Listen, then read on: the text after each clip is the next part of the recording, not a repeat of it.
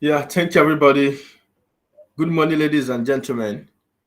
Welcome to Web3 Global Conference 2023. And this is the first edition of the conference. Thank you all for joining. We appreciate your time. We appreciate your presence.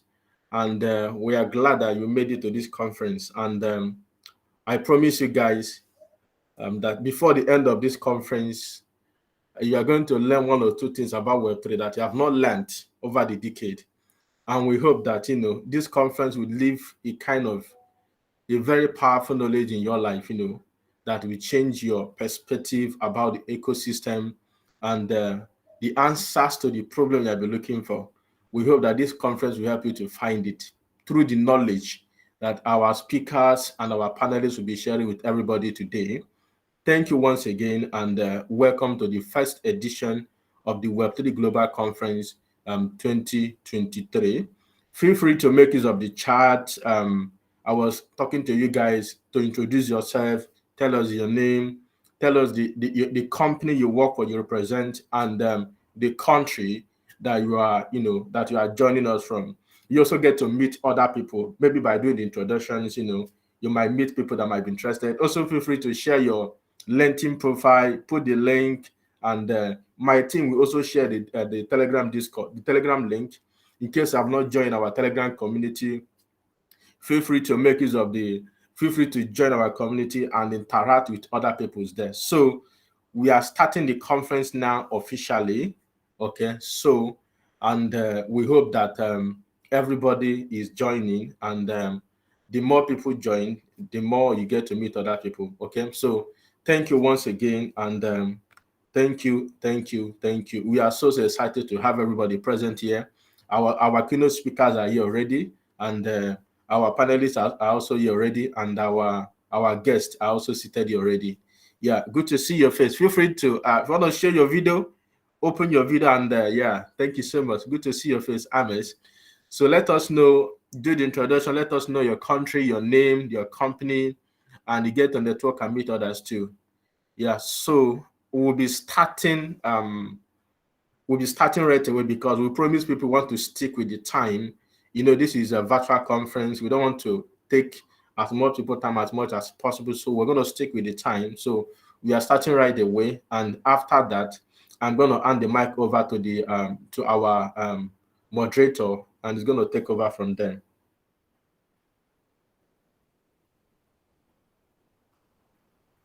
Sorry, I'm talking to. So right away, I'm going to start. I will start with an opening speech. So my name is actually Jude, and I am the co-convener of Web3 Global Conference. And we also have other team members here across the continent of the world, and you get to meet them with time. Okay. So once again, thank you, everybody. So I'm going to be taking my opening speech now. Keep in mind I share this my screen. Okay.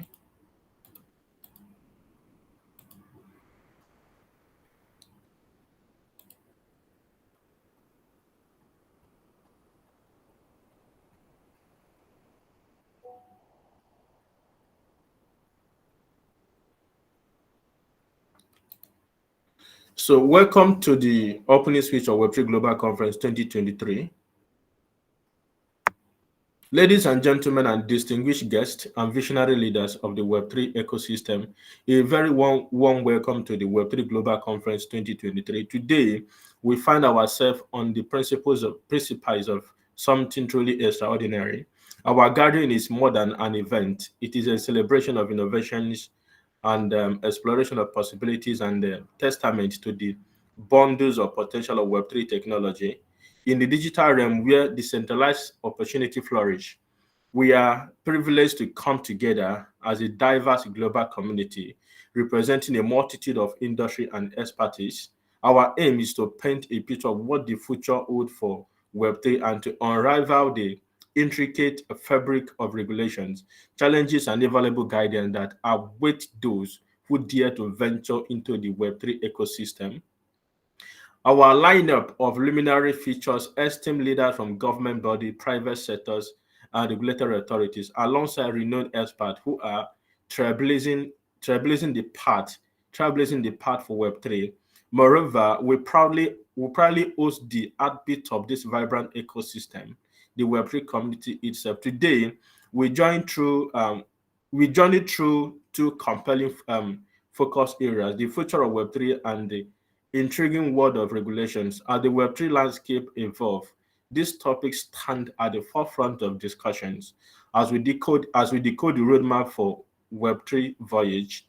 Our conference is a powerhouse packed into one remarkable day with so many attendees and over 15 distinguished speakers gracing this stage. The attendees, the attendees and speakers are made up of Web3 startup, entrepreneur, developers, industry leaders, creators, and the entire Web3 community. Our vision is very simple, clear. We are here to illuminate the world about the vast potential of Web3 and the unparalleled opportunity to present. What is our mission? Very simple: to equip you with the insight and knowledge to navigate this dynamic landscape effectively with a comprehensive understanding of Web3 challenges, regulations, and future prospects. You'll be well prepared to make informed decisions and step boldly into the Web3 universe. So let's embark on this thrilling journey together, where the world of Web3 meets infinite possibility. Enjoy this conference, connect, and let inspire the future. Thank you, and let the Web3 Global Conference 2023 begin. Ladies and gentlemen, let it begin. Thank you for reading that opening speech with me. So I'm going to be inviting our moderator to take over the stage. I think we're having some.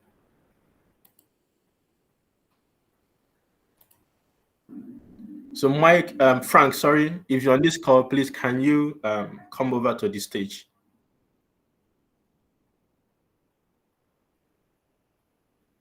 Frank, you can unmute yourself now, Frank.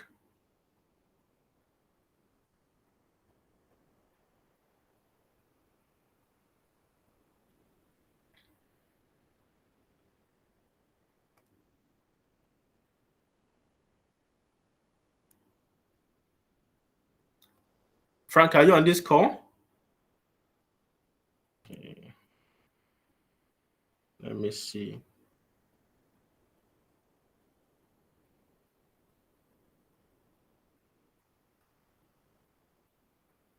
All right.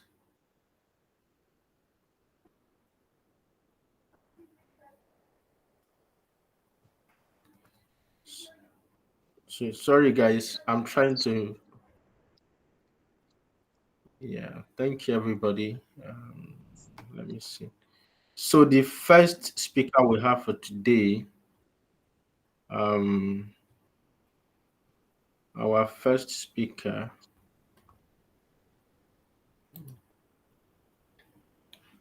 So we'll be going straight away to keynote speaker one by Peter Hu.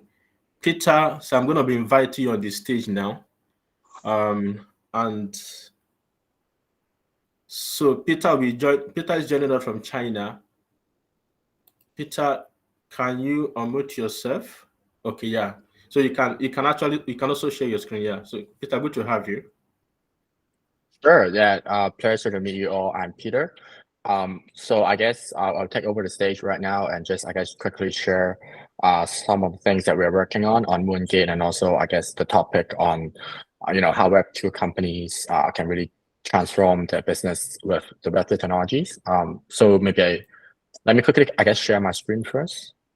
Yeah. Cool. Can you guys see my screen now?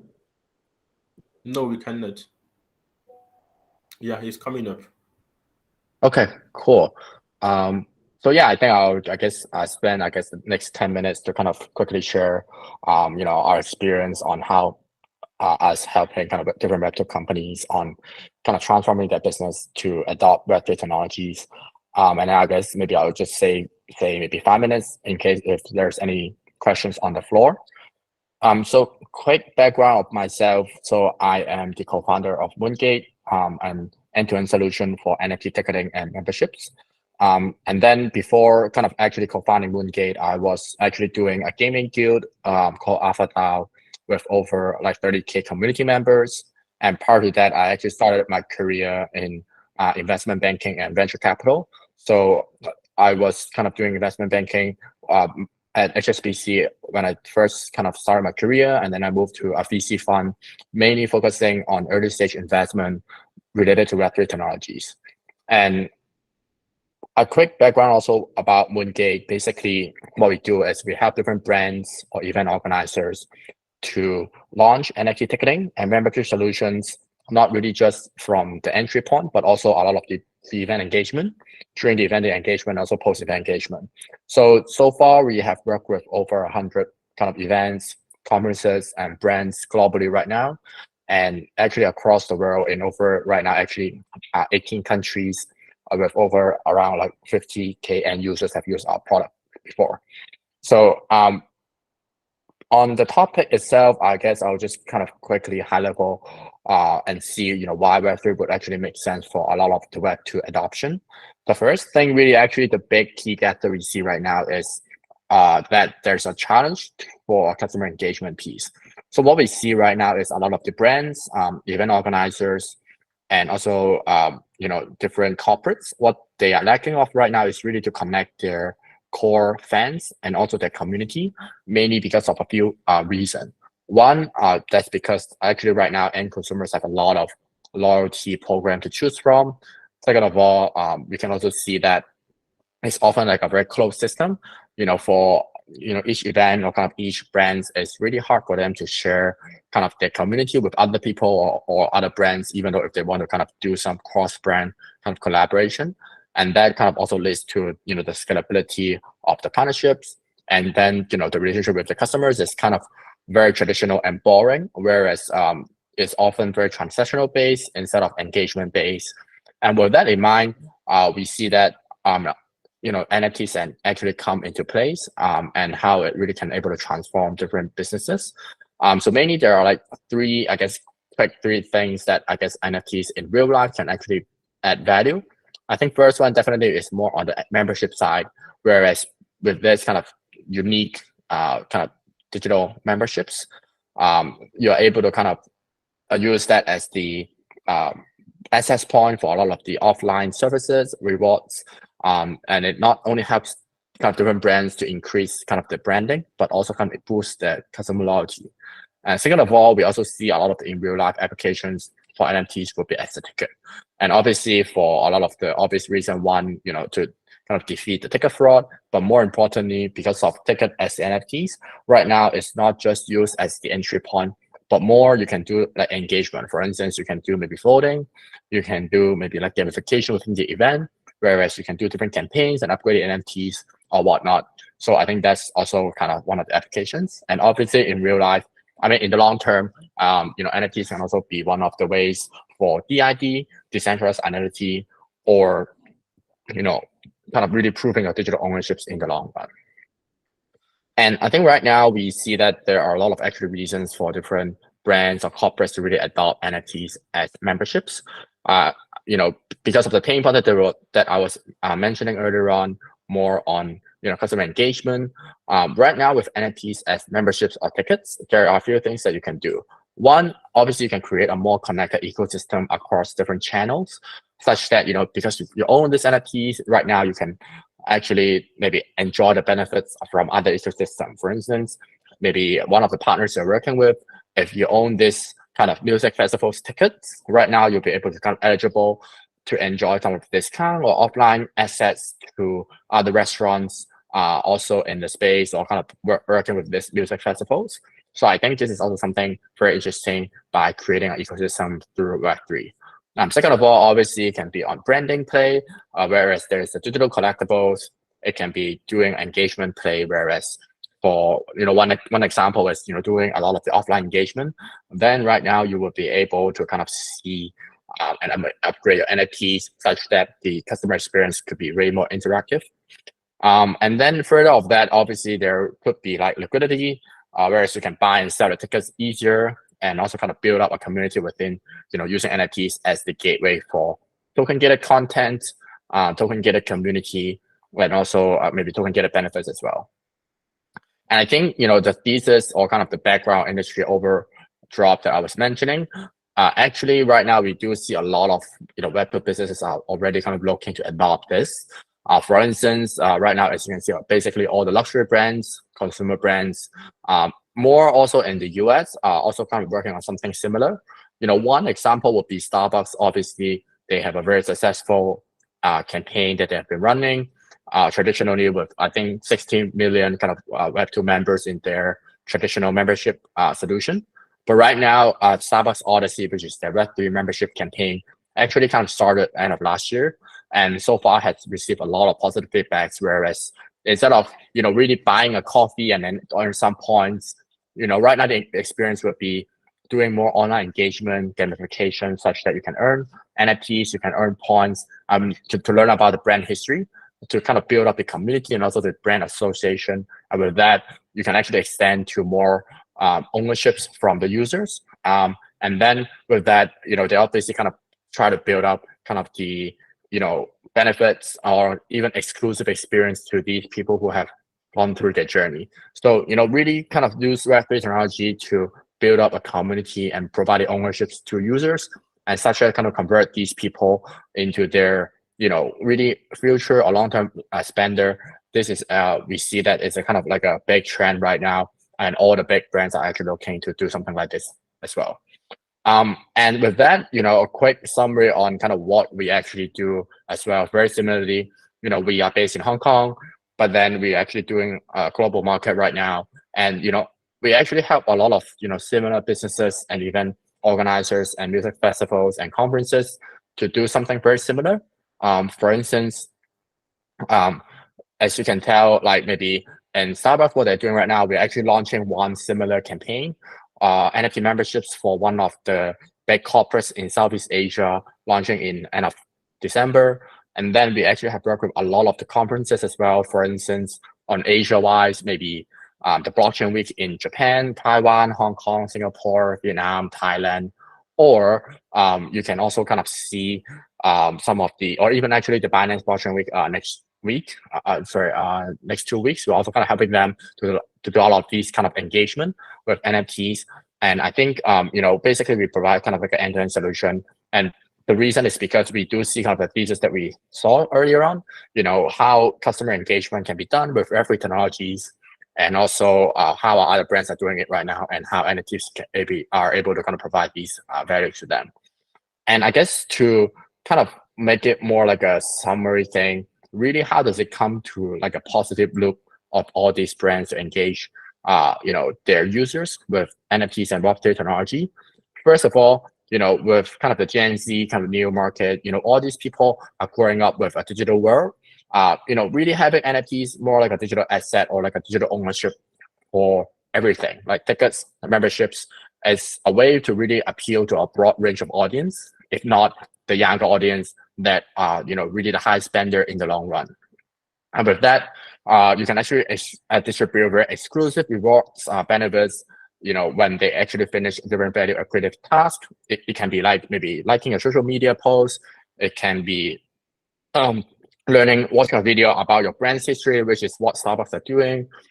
It can be maybe spending a certain amount within your offline store as well. So really kind of these kind of gamification experience help them to kind of earn these rewards, and kind of actually leading to them having the ownerships and building the engagement into like a community play afterwards. And with that, obviously, I think for a lot of the brands, they're trying to find all these core fans and kind of build a community around them.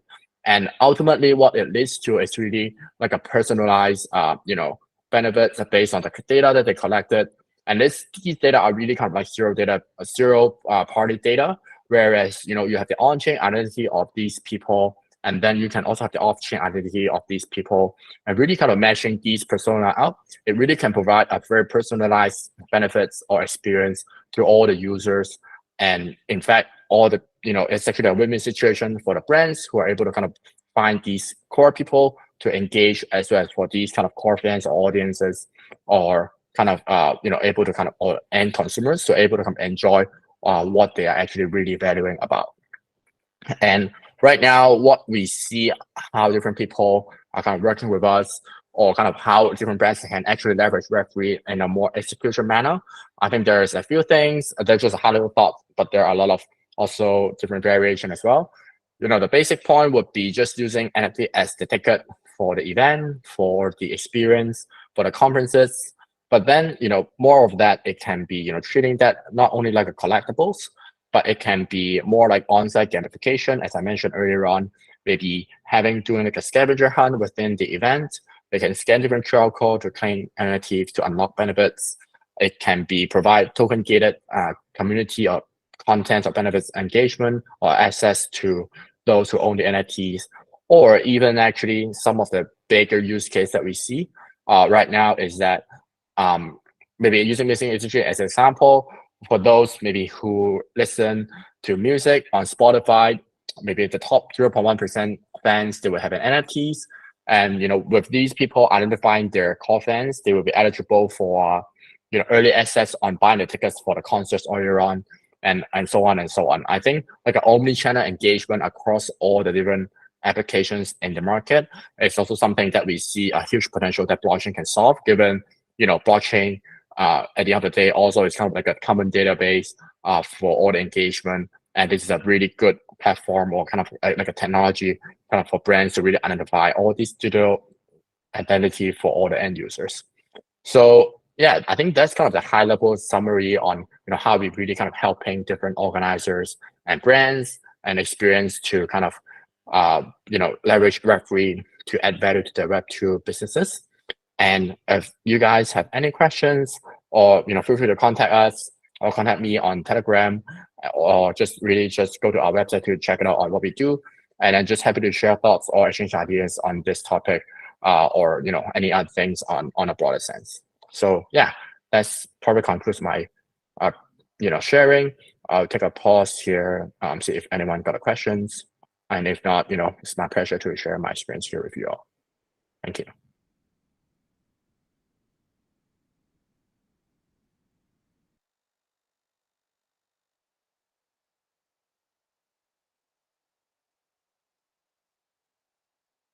So thank you, Peter. Thank you so much.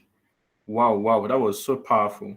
Yeah, actually, we have somebody was asking. I wouldn't know, but your time seemed to be up. I don't know how much you're going to take that question. So, was asking, is Moongate coming with an ICO offering tokens? ICO offering tokens. Yeah, so I think so we don't have a token yet, but that's something on our roadmap that we are planning to do within our ecosystem. But I think I would say right now, yeah, there's something on our roadmap. All right. So thank you so much, Peter. Wow. Okay. I hope that answers the question to the person that asked that questions. So the next panel session. So if you have any question, Peter, I think you can drop in your website. And maybe if you have any question for Peter, feel free to contact us. Then I can link you up to Peter. If you contact our team, we will link you up to Moongate team. Or Peter can also drop his website. You can contact them through their website or visit their social media, and then you can engage them. They are actually our partner for this Web3 Global Conference. So many of you register for the conference through the NFT ticket on the Moongate platform. Okay, so the next person on our list, without wasting much time, is let's make welcome the second keynote speaker, Martin Rongard. Martin, I hope you're on the call. Can we have you on stage now? Peter, we appreciate your time. Really make use of your time. Thank you so much. So let's take with the time. Let's welcome Martin. Martin, you can unmute yourself and come over to the stage.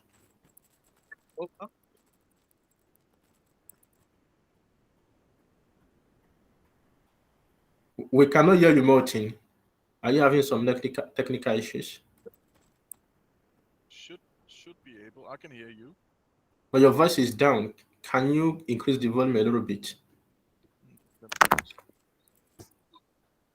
It should be full up. You can't hear me. Yeah, is a bit better now. Okay. I hope everybody can hear me. Otherwise, I need to speak loud and clear. But please let me know if you can't hear me. But thank you very much, Jude, and thank you very much for this invite. So let me quickly share my screen because, as you know, I talk a lot. So I will try and make it make this quite from the beginning. I hope, because I actually can't see your faces, so I hope that you can see me. Otherwise, Jude, you need to let me know. Yeah, I can see your screen. I can also see your Perfect. face. Oh, you can also see my face, but I can't see you. So I'm presenting, so maybe just please stop me if I'm going over time. So yes, my name is Morten Rundgaard, and I want to take you through the future of Web3 gaming. And this is very exciting because, again, blockchain has so many facets and so many opportunities, but I'm coming from it from a gaming perspective. So the future is now. And why do I say that? So last year, City Group actually came. Sorry, we can't see your screen. Are you speaking from your screen? Yes, can you see my screen? Yeah, we can only see, we cannot see your presentation. The screen we are seeing is just the template of, just share from your presentation, yeah. Yeah, but funny because I am presenting. Yeah, it was showing, but it was not showing your content. It was only showing the people on this conference. Yeah, it's coming up now. Can you see this now? Yeah, better. Go on. You can go on now. Okay, maybe it's because I'm presenting in full view, so maybe this is just better.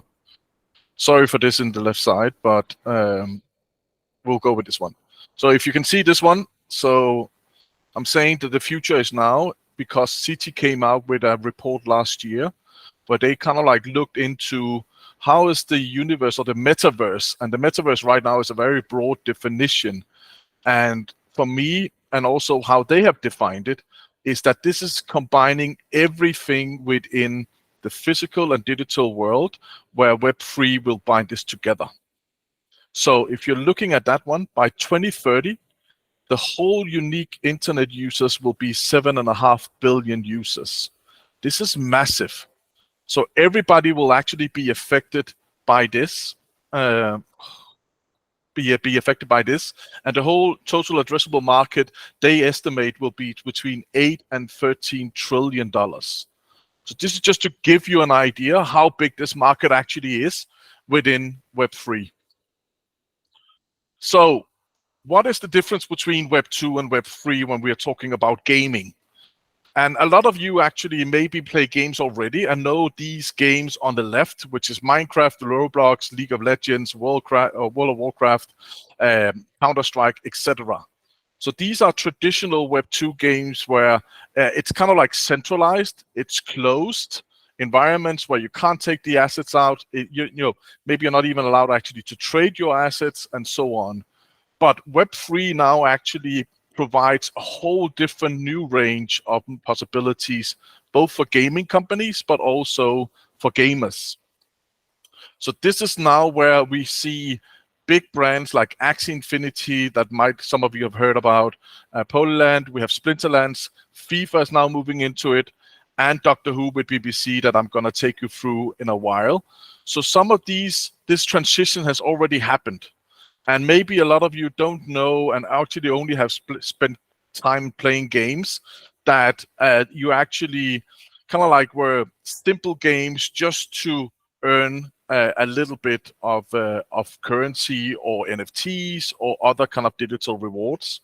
But what is the next phase? Like, how do we actually get the mass adoption moving into Web3? And I'm going to give you kind of like an idea who is actually in this sector right now and looking at games. So I wanted to kind of like go through the NFT part itself. And for me, when I started my journey, which was actually back in 2013, when I discovered Bitcoin and the blockchain technology, it wasn't until the smart contract with Ethereum actually came out where suddenly I saw this is going to change the world. Suddenly you could actually give a digital asset a unique code that basically you'll be able to identify it. So let me try and take it to a kind of like a normal day-to-day example. If you buy a physical book, you can read the book, and you can sell the book again, and you get money. If you buy an audiobook, you can listen to it, but you can't sell it again. And why is that? It's because simply it's centralized, it's locked in, and now with the blockchain, you'll be able to give it a unique code where you will actually be able to sell your digital asset. And this is, for me, was a game changer, and I saw games as the big mass adoption. And that is why actually I co-founded Reality Plus together with my partner. And right now we are working with some of the biggest brands in the world, like FIFA, The Sandbox, BBC Studios, Thunderbirds, Paul Frank, Top Gear, etc., etc. And we have been in this space from the very beginning. And we have seen and tried it all the good, all the bad, which is also very, very important that we share all this information. But I only got 15 minutes to speak today, and I promised you to be on time, so I can't go into too much details, but I'm happy to connect afterwards. So just to quickly go through actually what is the most important here is that we created Reality Class as our first game, which was augmented reality using blockchain technology. And suddenly we were taking two new technologies, augmented reality, which came out at the same time as Pokemon did. So suddenly you could actually use your phone, you could walk in through a portal and create what I call a metaverse, a 360 virtual world, where you can now engage with other players around the world and play fun games and shoot each other, of course, virtually. But very, very funny, and you could trade the weapons, and suddenly you could actually make a profit of this. But from that one, actually, we won a ton of awards, and we engaged with, maybe some of you guys are familiar with this brand, which is BBC, and actually the oldest sci-fi TV series in the world, which is called Doctor Who. So Doctor Who right now BBC has just announced a partnership with Disney Plus, meaning that the Doctor Who TV series will now be streamed from November on Disney Plus also, meaning that now it gets a worldwide audience besides just a UK audience. And even though it had a worldwide presence already, this is now going to be global and it's going to be massive. And everybody knows what happens when Disney goes into something, especially on the production side, and that is definitely, like we saw it with Marvel, we saw it also with Star Wars. So we expect this to be massive. So what we have created at CCG, simply just like a trading card game, where all of these cards actually are NFTs. They will collect unique data, and you'll be able to play them. You can upgrade them. They will be animated, and etc., etc. So there is progression built in. And this is what we see right now, is the reason why the whole world is talking about Web3, because at the end, it's all about gamification. So this new game actually is now coming out, and you'll be able to play it here from November. I think end of November, we're coming out officially. Right now, you will actually already be able to come in and play it as it is. We have tournaments where people can play it, and this is a very much a cool, fun game, where you will learn about the story behind Doctor Who also, and the different kind of characters. What we also are working on is BBC Studios together, integrating all the brands from BBC Studios into the sandbox. This is a whole new project. I don't have any more slides to show right now because we are launching with BBC end of this year with some of the first brands, and then next year. But this is a very exciting partnership that we're doing, and we're the second only company in the world that actually BBC Studios does a JV with as a partnership. So this is very exciting, and this is definitely something you should pay attention to, especially within the sandbox also. But another project we did inside the sandbox was actually Thunderbirds, which is coming from ITV Studios, which is the second largest broadcasting company in the UK. So this Thunderbirds project, actually, we created 5,432 avatars, all unique, all one-on-ones, so they couldn't be copied. And this was so much fun, and we actually created a whole world inside the sandbox by an amazing team that is working, a whole metaverse team that is working on that. So truly, truly amazing, and we saw amazing retention. And this is also where we suddenly got a lot of interest from third-party developers and people who simply just said, like, we want to help building the Thunderbirds world inside. And this is something that people will experience if they dip their toes into the Web3 community, that people are very, very much helpful and very eager to help each other because we're all working for the same thing. Then two things I want to quickly touch upon. This one of the most, two of the most cool projects we also did was together with FIFA. We actually did for the Women's World Cup and the Men's World Cup. We had a unique opportunity working with FIFA, creating a unique Web3 game, because this is the football, and it looks like a football, and it is a football, but inside the football, there is a small chip that basically connects millions of data points from the match. So no matter where the ball is on the pitch, we can actually detect that. We get up to more than 50 events on a real-time data coming in after 1 second, where we definitely pass the data, and we can actually see exactly where the players are, where the ball is, everything that is happening on the pitch. And this is super unique, because now suddenly you will have a unique opportunity to engage with the match. You can actually predict what is going to happen inside the different zones. And this is why we created the game called Own the Zone. So users could come in and basically guess, I believe that's going to be most free kicks, most duels. There's going to be a kind of like, there's going to be a goal in this sector or wherever it is. And all these predictions actually makes a game where it's a global leaderboard where people can come in, and you will now compete against your friends.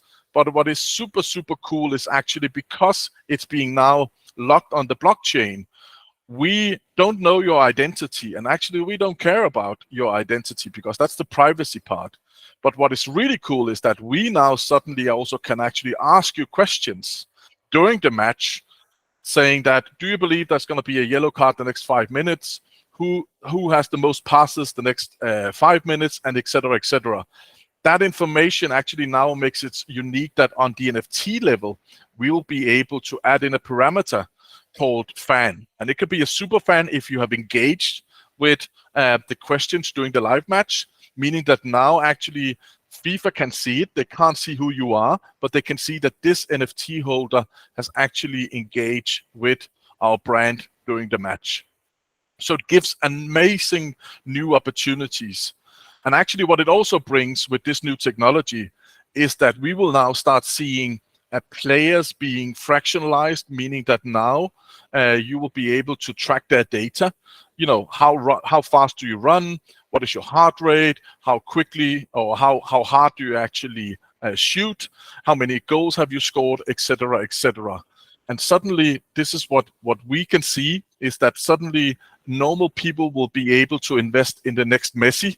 It could be a youth player academy, and this is some of the things that I believe is going to happen in Africa especially, is that we will see academy being created all over the world, and suddenly you will be able to track the data, and scouts can actually, based on the data, quickly with AI identify this person, this player has potential actually to maybe succeed, or we need to modify this data, we need to maybe add some more training to this guy in order to see if he or she can actually become a professional player. So this is going to be an amazing space to watch, and the whole sports tech sector, and especially with FIFA, where we see right now they're very, very progressive and very much into the Web3 community. Then the other part I want to touch upon before I end is actually this one. So Pro Cycling is also another one which Reality, together with another Danish company called Immortal, is actually creating a token platform or token gated platform where this is now protected about the creator economy goes to the creators. In this case, the teams, the riders, and everybody involved. It's not the organizers themselves.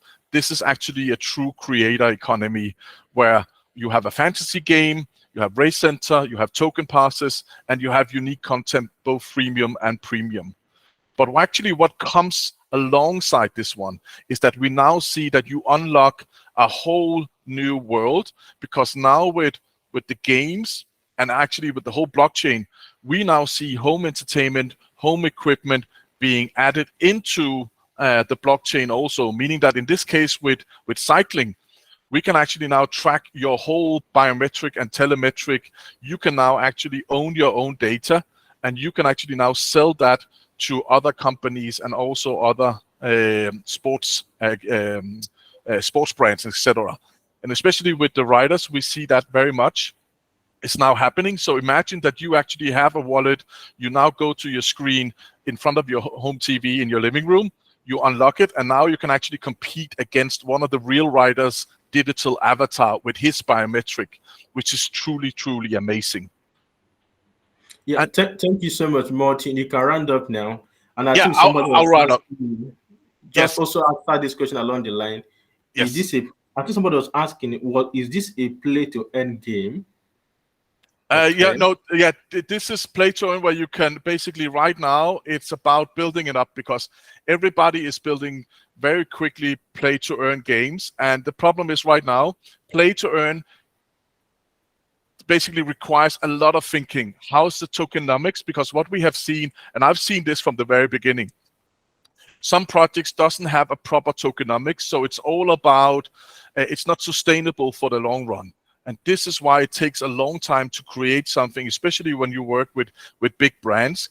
It's not something you just quickly just adopt and then quickly just like launch. It actually takes a long time.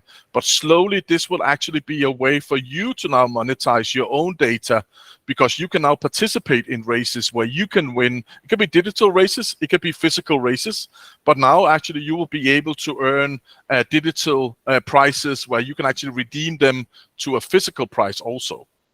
So this is where we see a lot of the entertainment, a lot of this coming into place.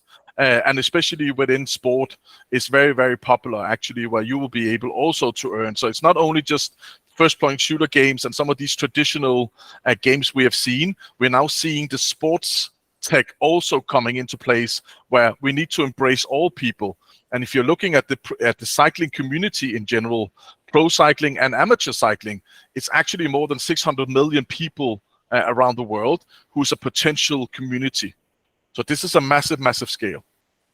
Yeah, thank you, Martin. I think you just want in 2-3 seconds, please round up so we can have the next speaker. Yes, exactly. So I just wanted to say, for me, the African advantage is that you guys, you're approximately 1.5 billion people. You are estimated to be 2.5 billion in 2050. You are the second largest in population, the second largest in the continent, and also you have 650 million mobile users.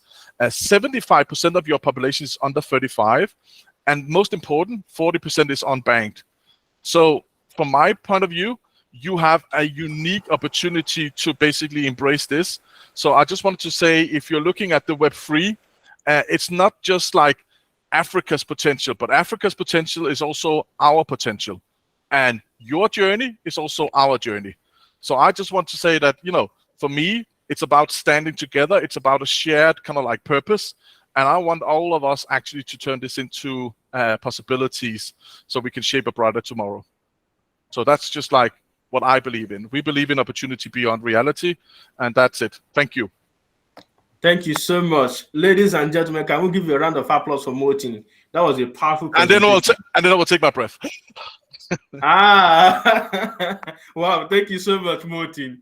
Thank you so much. Certainly we'll bring your product to Africa.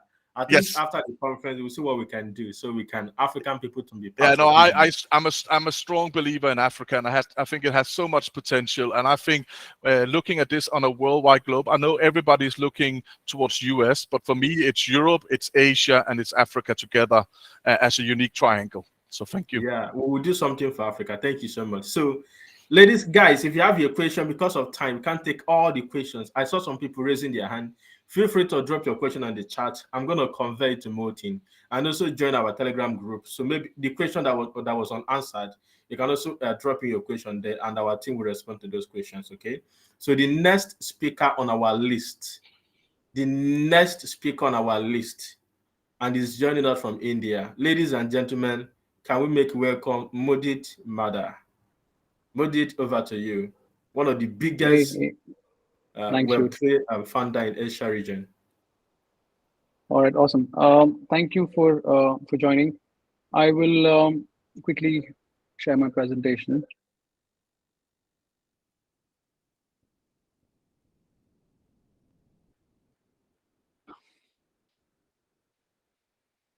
So let me know when you can see my screen.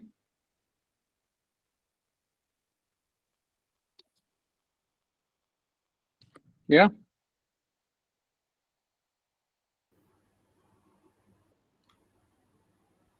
All right, I'm assuming you guys can. All right, cool. So I will go ahead.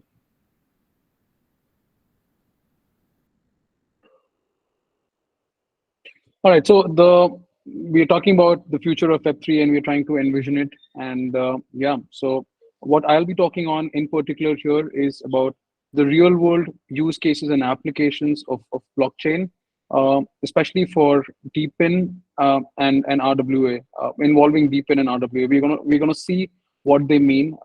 Yeah, and before we come to that, my name is Mudit Marda. I'm a bit about me. So I'm a blockchain technology specialist and a Web3 exponent and an advocate of decentralization and taking away the power from the central entities and bringing it back to the people, to the masses.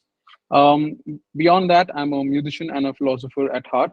And in terms of what I do, I am one of the co-founders and CTO of Drive. Drive is a decentralized ride-hailing platform that is built on blockchain. It's like Uber on blockchain, and we are trying to solve the issues that exist in the ride-hailing space, like high commissions, like platform-dictated pricing, so stuff like that.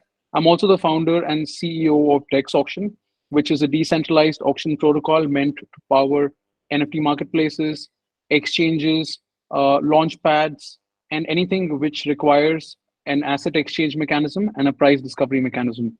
Apart from that, I'm also the founder and CEO of Web3 which is a blockchain consulting and services company.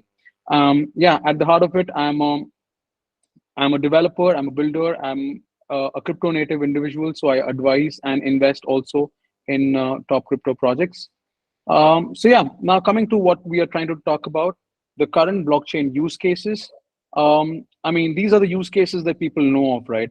Crypto, your NFTs, DeFi is one of the biggest use cases that I think a lot of people would be talking about. And DeFi includes your AMMs, DEXs, swaps, and all of these things.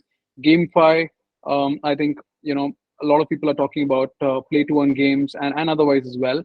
SocialFi with Friends.tech and other such things coming up. I think SocialFi is also going to be a big thing. And of course, DAOs, right? DAOs that govern a lot of use cases that we've covered. But all of this is currently existing in sort of centralized infrastructure. All of these use cases exist on blockchains, and the networks of blockchains are deployed on physical infrastructure, which is mostly centralized. And beyond that, everything else that is used for these is also centralized. All the physical hardware infrastructure that is used is centralized. So how do we attain mass adoption for blockchain, right? And the answer to that lies in real world use cases. And the first and foremost that I'm going to talk about is DeepIn, right? So DeepIn is also called as decentralized physical infrastructure network, sometimes also called TPIN or token incentivized physical infrastructure networks, right? So this is a new sort of a new term that is catching up in the crypto space. This was actually to go back into the history of this into the history of this phrase. This was something which was created by an organization or a layer one blockchain protocol called IOTEX in 2020, and they came up with the name of MachineFi, right? In 2022, Messari took it up. Messari is a leading blockchain investor and visionary. So those guys took it up and they renamed it to DeepIn. DeepIn basically talks about using tokens as a means to bootstrap the deployment and management of physical infrastructure. How you can incentivize people to using tokens, how you can incentivize people using tokens which have real world utility and how can you incentivize them to create a mesh or a network mesh which is bootstrapped with physical infrastructure. So they can be they can be vehicles, they can be IoT devices, they can be mobile hotspots, they can be anything which is a physical infrastructure needed to sort of manage the real world use cases, right? I hope you can still see my screen and hear me well, right? Yeah, we can see your screen loud and clear. We can see it and hear you very well. Go on. Awesome, great. So yeah, I mean, that's the idea. Um, Decentralized maintenance and usage of physical infrastructure is something that um, is something that is the achievement, is the end goal of working with Deepin, right? You want to decentralize the entire maintenance and usage of physical infrastructure. So I was talking about Messari. This is a sector map that Messari released, I think 2023. It talks about a lot of different uh, companies that are building on different use cases in Deepin, right? And of course, the biggest sort of um, platforms that is taking this ahead is called IoTex, which is actually building a layer one. Now, these are other sectors, okay? So physical resource network and digital resource networks are like two subsets, but physical resource network is necessary to bring a revolution in the digital resource networks as well. So we're going to look at a couple of projects that are doing this. So for example, Helium is something that a lot of you might know, right? Helium is a project that is trying to create a wireless network using their proprietary mesh of wireless hotspots and their communication protocols that uses LoRaWAN and LPWAN. Beyond that, there are certain IoT networks like Noodle or like Noodle, for example, which is again a product that is trying to advance the usage of IoT devices in blockchain in Web3. Similarly, there are Wi-Fi networks. Ycrypt is one of the biggest examples, and Ycrypt is actually an African project. So you guys might like to check it out. Ycrypt is trying to deploy hotspots across the country and give the access to data. I think data is still not very cheap and is not very readily available in countries like Africa. So Ycrypt is doing a great job in bringing Wi-Fi and internet connectivity to countries like that. Apart from that, there are other use cases. For example, ride sharing and delivery. Drive is a leading example that is working with IoTex, and yeah, I mean, I'm working with Drive. I'm one of the co-founders and CTO, as I mentioned. So yeah. Apart from that, there are a lot of other use cases. Geospatial networks. So, for example, Foam is trying to create, or Hivemapper is trying to create a decentralized mapping system, right? Which is sort of trying to replicate or replace Google Maps or Apple Maps or things like that, right? Beyond that, in the digital resource networks, there are projects like Filecoin or Storage or Arweave that are trying to decentralize the storage of data and files using physical infrastructure. So things like that. Yeah, I mean, there are innumerable number of like use cases that try to work with physical infrastructure that is centralized, that is decentralized and not controlled by a central party, right?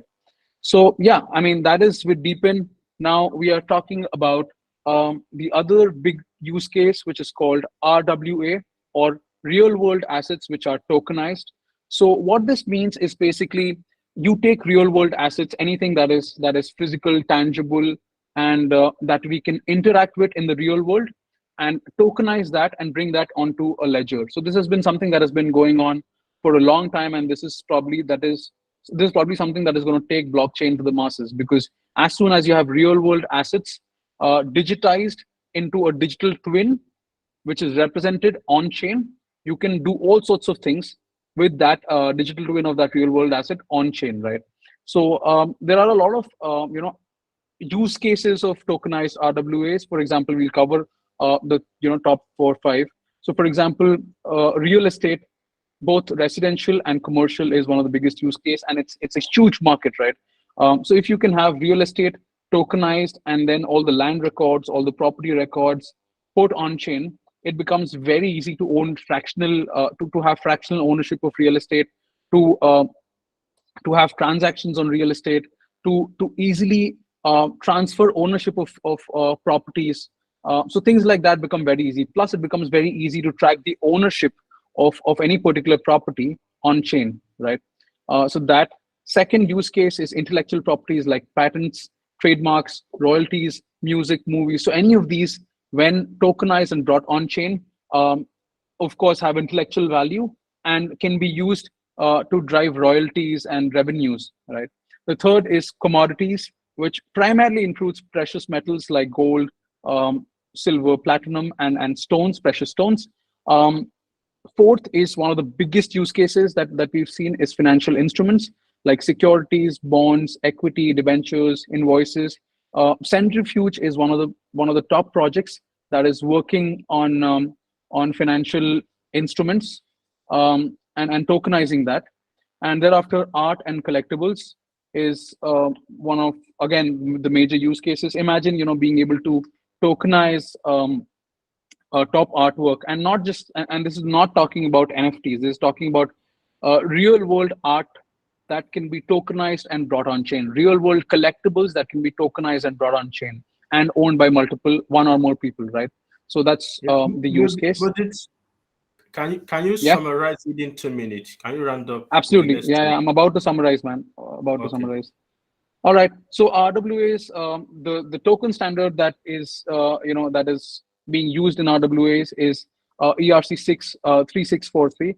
There are other token standards also that are coming up, but this is one of the top ones. Of course, nobody stops you from using a 721 or 1155, or probably even a ERC 20 for tokenizing real world assets. But 3643 is a more suited use case. We must understand that it's a multi-trillion-dollar market size. There are sources which say that the market size goes up to $300 trillion. I mean, that's trillion with a T. $300 trillion market size worth of assets that can be tokenized, real-world assets that can be tokenized. There are top blockchain protocols working on it, like Clayton, IOTX, Centrifuge, and other such examples.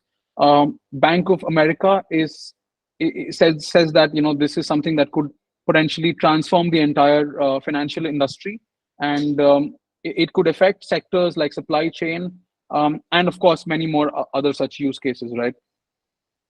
So yeah, that's all I have, and this is what I think is going to bring blockchain to the masses. This is what is going to sort of increase the adoption of the blockchain and bring it to the next billion users. So that's all I have. Thank you. And if you have any questions, feel free to ask me. These are my social handles. Feel free to connect with me. Yeah, that's all. Thank you. Wow. Ladies and gentlemen, can we give a round of applause to Modit? That was a very powerful one. If you have been paying attention to the industry recently, you see that the world is adjusting to RWA, like what you said, the real world asset tokenization. You have been paying attention. The world is adjusting to that level. We want to tokenize everything in the world at the digital space. Thank you so much. So if you have any question for Modit, you can drop either your Telegram or maybe your LinkedIn profile on the chat so people can connect. Absolutely. Let me do that.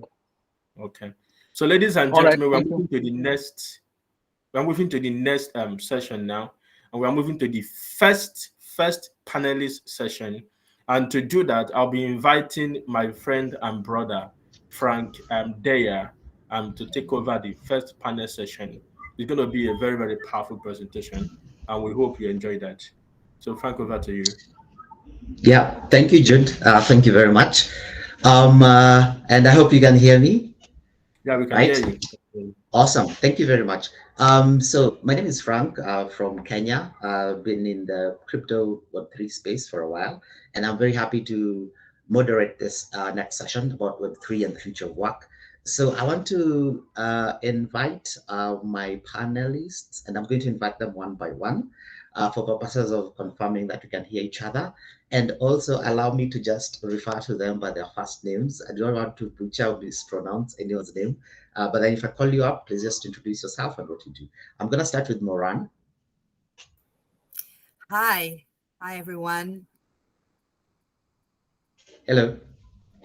Thank you for having me. So a bit about myself. My name is Moran. I've been working in the real estate tokenization sector for a few years and advocating on real estate and blockchain technology and Web3. Awesome. I'm going to jump next to Joanne. Joanne Jerop, if you're there. Okay, I'm gonna skip Joanne for a bit and can't see her. Kaya. Kaya, you there? Okay, sorry. Then Sakthi. Hi, Awesome. pleasure connecting you. I have 25 years experience in human capital domain, in exclusive in technology, from the Web 1 to Web 3, where I have worked more than 25 countries of skill development. There is one end of the planet where there is a demand.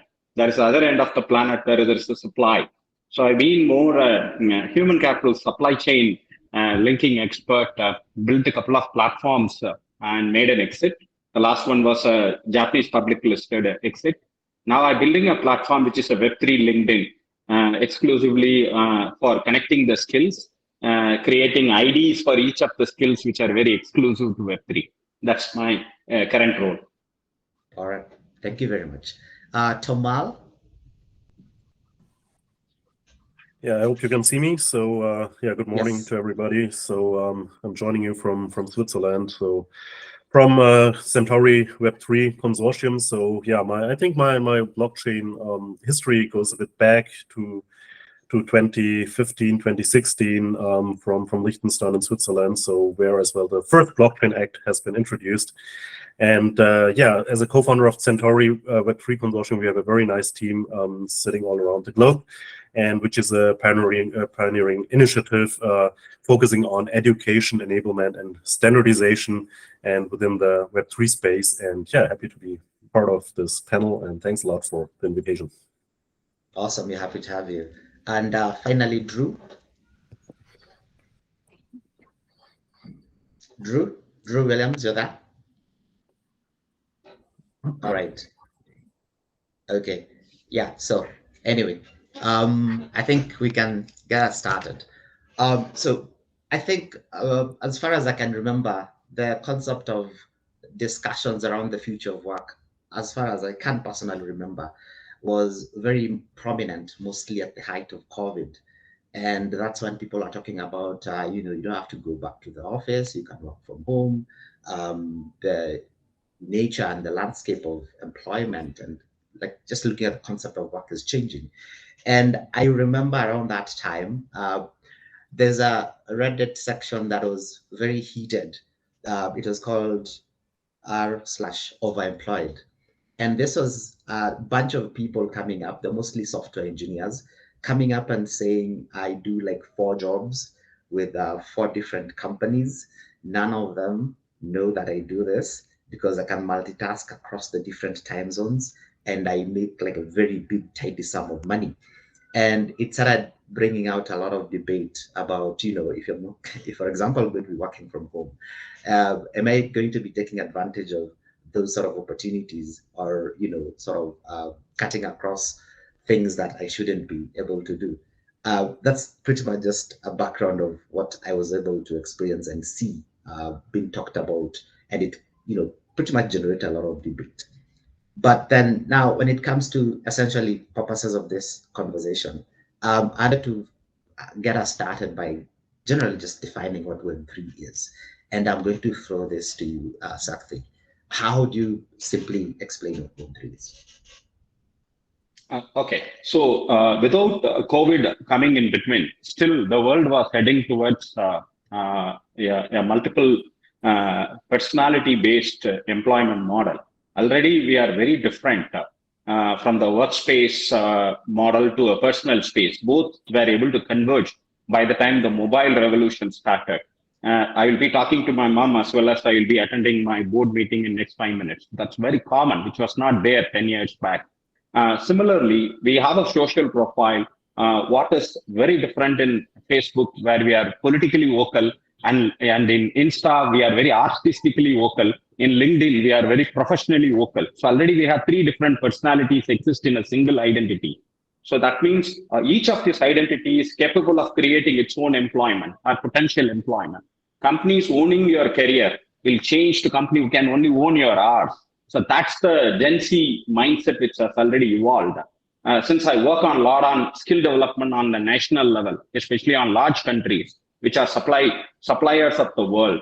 So this change has already in the grassroots. The Gen Z population wanted to have multi-work in a given day. The way my dad retired in a single company, where I worked in multi-companies and I may retire. My daughter may work in a day 3 companies.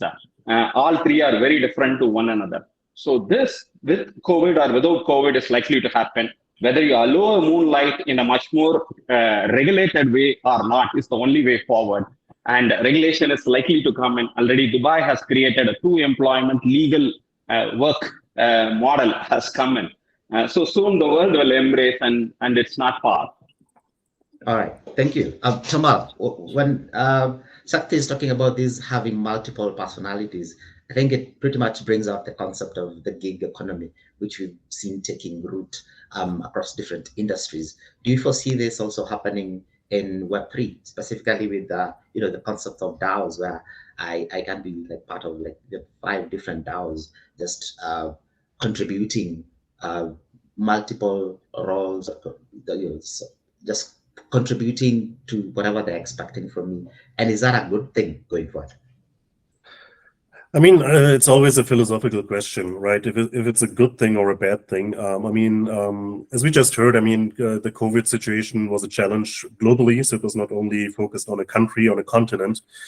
And I think this brought up as well very interesting opportunities, right? So, as just mentioned, that you can be part of a lot of journeys, so said, right? Projects or journeys or adventures. You can name it, whatever. The global collaboration as well shows that that from Web3 perspective, decentralized systems, they allow for borderless interaction, right? Breaking geographical barriers. Today the Web3 Global Conference is a very good example over here. We are collaborating from all over the world today, just meeting over here, which would not have been possible. Just traveling over, which is a classic or traditional way. So we really have to embrace these kind of things.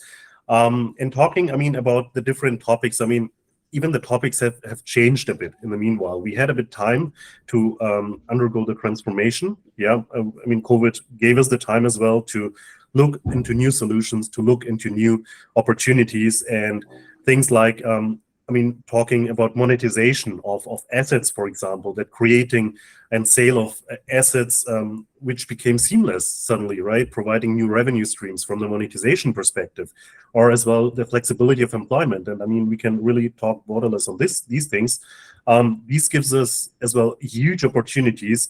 And for example, just to close my point here, just looking on the African continent, right? We know that there is a very high mobile penetration for Web3 adoption. So regarding the infrastructure, there's a lot of opportunities. There is a lot of young tech-savvy population which is over there and who are hungry for digital opportunities, basically, right? And a lot of leapfrog traditional systems. So with mobile money. So there are a lot of things which we know from other continents, whether it's from the US, whether you're sitting in Europe or in Asia. So there is a transformation which is currently taking place. It has not stopped. It will continue. And I think it's a very good thing what is currently happening for each of us. I also see that transformation coming, particularly in the technology space, particularly. But Moran, you are from an industry that is, I'd say, more established, more rigid to even change. Do you foresee that happening in industries like yours, which are very traditional in that sense? Yeah, of course. We can see this at our big transformation using blockchain technology in the real estate sector, especially in the tokenization, where we are. I would have to say it's not that we have to look at it at the future of work when we're using Web3. It's not a revolution, it's evolution of jobs, evolution of processes. And we have to look at this way. We are not building anything, as you said, it's traditional. We're not building anything from scratch. So we can definitely see it in the real estate tokenization. For example, it streamlined processes like using, the use of smart contracts, and also helping businesses to tokenize their real estate asset, which brings later to liquidity and also, for more accessibility. And also, of course, it allows security and transparency.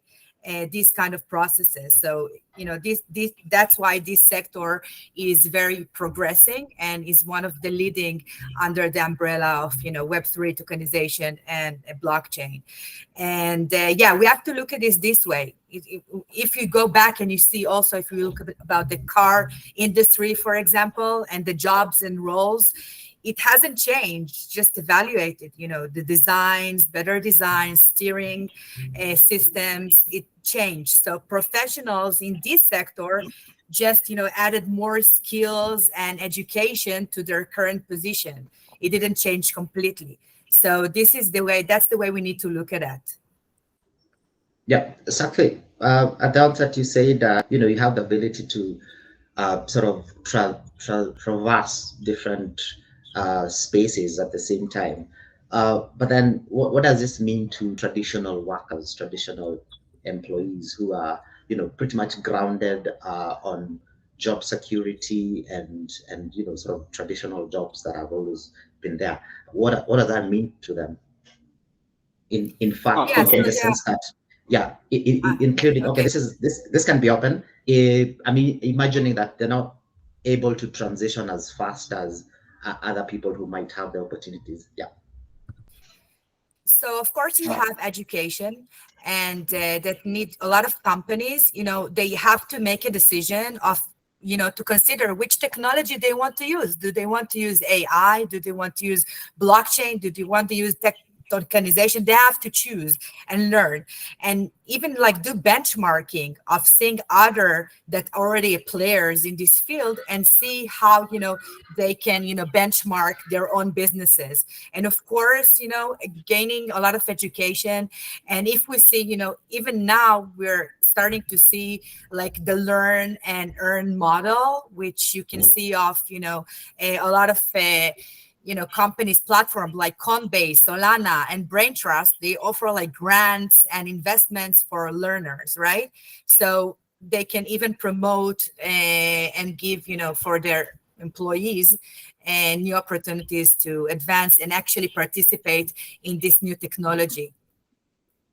And I really like this, just to add on this one, maybe on the education, because this is very important, and what we are doing with Centauri is as well nothing else than providing an education platform, right, with webinars, with lighthouse projects and so on, right, so that the members can contribute and they can really work together. And from my perspective, you really have to prepare for changes. Yeah, this is for both sides. So the one side is, of course, from the employer side, and the other side is as well for the people who are working in the companies. Just to give you some examples, some short ones. So lifelong learning, this is now nothing new. This has been pushed like for the last, let's say, 10, 15, 20 years as a term, that it is very important. But now, the challenge is as well to diversify the skill set, right?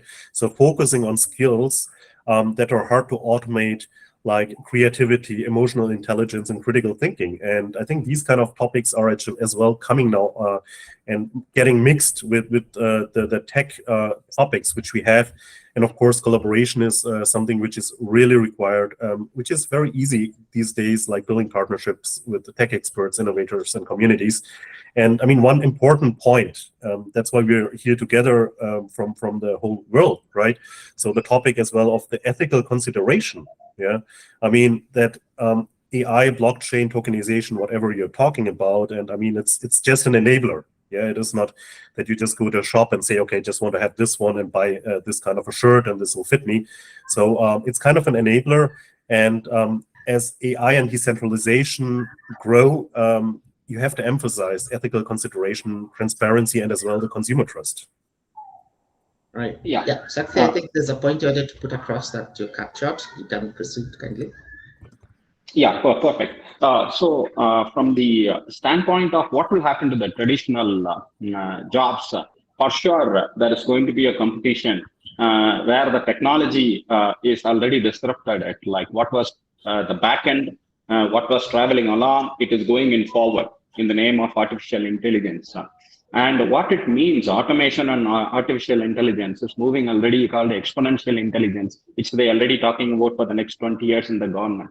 So the first AI minister, luckily I had a long conversation with him, what will have as a disruption, which is going to come in.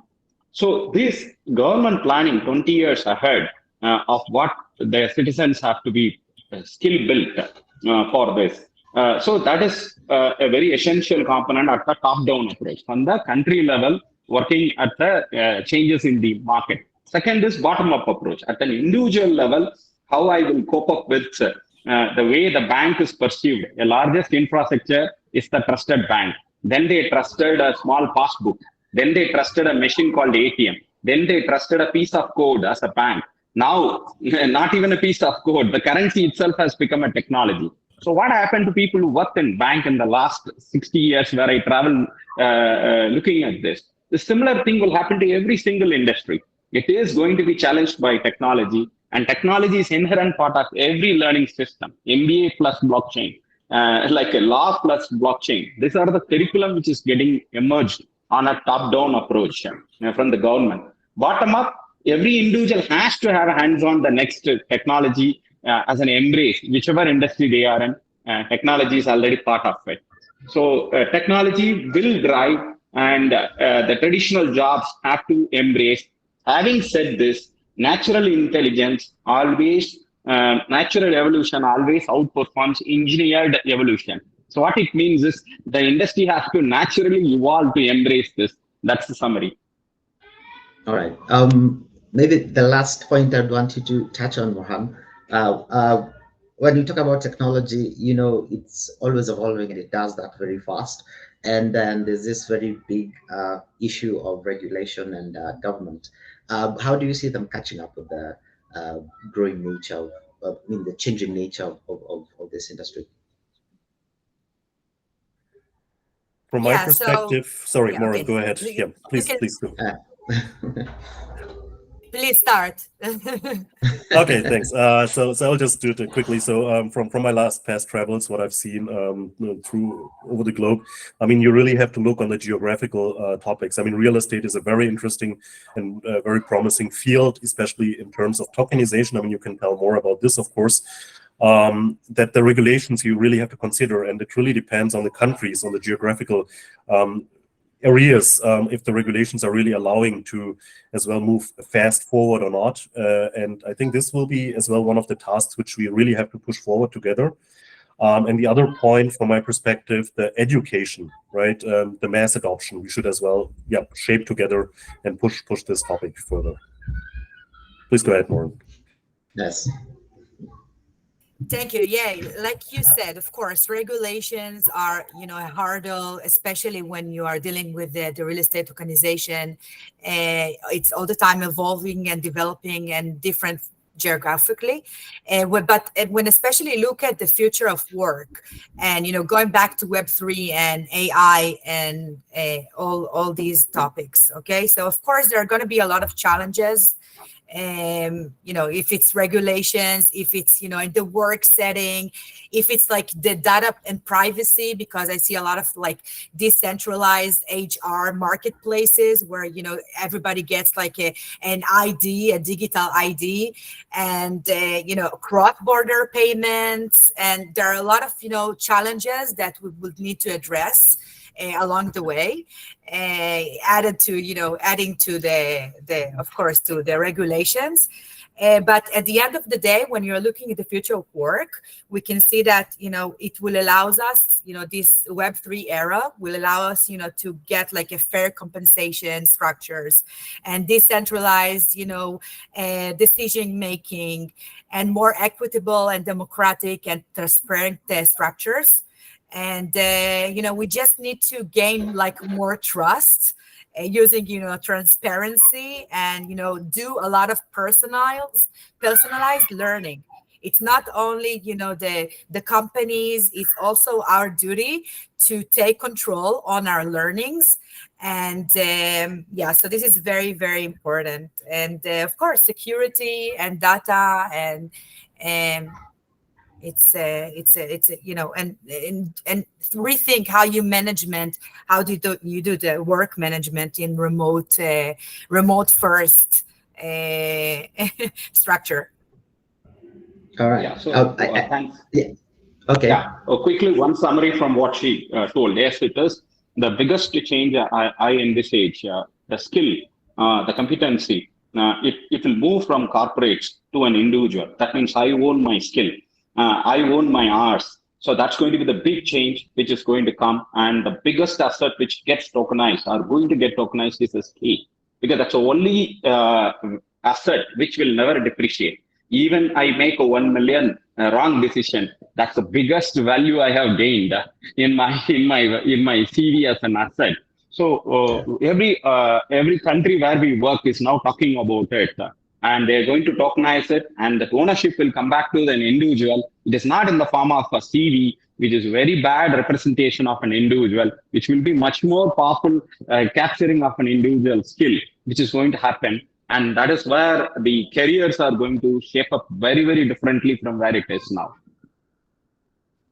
I would like to add to this one more thing. Yeah, sure. It's not only the work changing, it's also the people are changing as well from tradition. They want to change as well. If we're speaking, at the end of the day, the people that will mostly use this technology will be like Gen Z and Y, right? And their priorities are totally different from our priorities at the moment. They don't want to be homeowners. They want to do what they love. They want to do their passion and, the thing they are interested in and what they are loving to do. They don't care. They know the money will come. They know that they will find the job in a global, decentralized world. And this is, at the end of the day, people are changing too. It's not only the jobs. And just one point from my side, what I would say, completely agree to this one. I mean, it's all about experience at the end, right? So it's about experience, it's about collaboration and about education, right? And if we really combine these things together, have a nice recipe, I think the food will taste really good, and this will bring us further together on the whole globe, like we are together here today. Yeah. All right, just for 1 minute, just as we conclude, I want us to just quickly touch on the issue of equality, inclusivity, and equity. For the longest time, jobs have never been available for everyone. And even when it was, for example, the spread of the internet, it's still not available to a lot of people. And even if it is, there's always the disparity, even in pay. We talk about gender pay disparity, we talk about geolocation disparity in payments. How do you see this going forward in essentially the aspect of Web3 being involved? I'm going to start with you, Tomal. Yeah, I think Sakri just wanted to. Oh, yeah. Yeah, all right. Yeah, okay. You touched upon one of my favorite subject, which is like unbiased internet or unbiased beings is one of my favorite components. The human by nature is filled with bias, and that happens in interviews, that happen in every business decisions we take. The one visual bias, auditory bias, the faith bias, there are enough bias which works in even before we choose to do business, even before we select a person. So what does the Web3 have a potential to do is remove the human ID from the skill ID. That's going to be fascinating. That means I can choose a person on the basis of his skill, even before I look at who he or she is in terms of gender. By the name, I can find out which nationality the person is, right? So that is a fascinating evolution which Web3 can offer. And that's coming very soon. Already platforms are getting built for it. So you choose the person by XYZ code. Then you get to their human ID and verify all the blockchain element. So the background check is cleared. So that's something fascinating, and that is already real, already happening. I have already 17,000 people on that basis. That's interesting. Yes, Tamal, your thoughts? Yeah, I mean, as Sakti just said, I mean, a lot of things are happening currently, and I mean, we should really be open what is currently happening. I mean, you have a lot of HR topics which are there, right? I mean, if you see in Germany, for example, the German railway, they already have like HR interviews done in the metaverse, some kind of, right? I mean, these are like things which are very, very new as well to people. Okay, do I need a VR goggle? How can I be part of this? And where will be my advantage and disadvantage, right? And I mean, these things we should really consider as well, and take it as an educative journey for us, which will anyway pave the way for the next couple of years. And what I mentioned in the beginning, I mean, it's a matter of mass adoption, right, which you really have to undergo. So that's why a lot of conferences are taking place, a lot of people are engaged, and communities are built, and we should really push these things forward to overcome the current challenges and the current barriers which you have in the mind and in mindset. All right. Yeah, Mohan, your thoughts on this? Yeah, they both said a lot, and yeah, it's actually a mass adoption, and not be resistant to the process, like embrace it and see all the advantages that we can get from it. And if we're looking, for example, for AI and and it just like enhancing human abilities, right? For example, and also co-creation for creative workers and efficiency we can see in meetings, and Fireflies and Canva for AI for doing presentations. We can you can start slow, and then see and trust the system and embrace it. And so I think we can get over the challenges because we have a lot of upcoming platforms and a lot of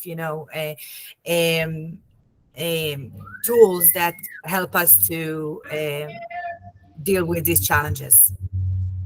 All right. Sarju, Tamal, Moran, this has been exceptional. Really appreciate your participation in this panel and for taking time for this.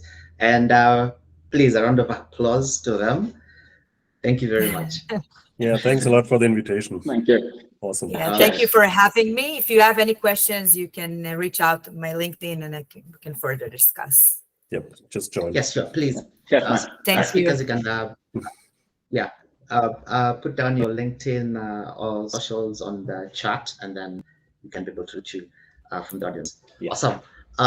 Thanks. Yeah, we are supposed to be jumping onto the next panel. The topic is optimizing trust and security in decentralized systems, and want to invite Asta, Nikhil, and Vaibhav.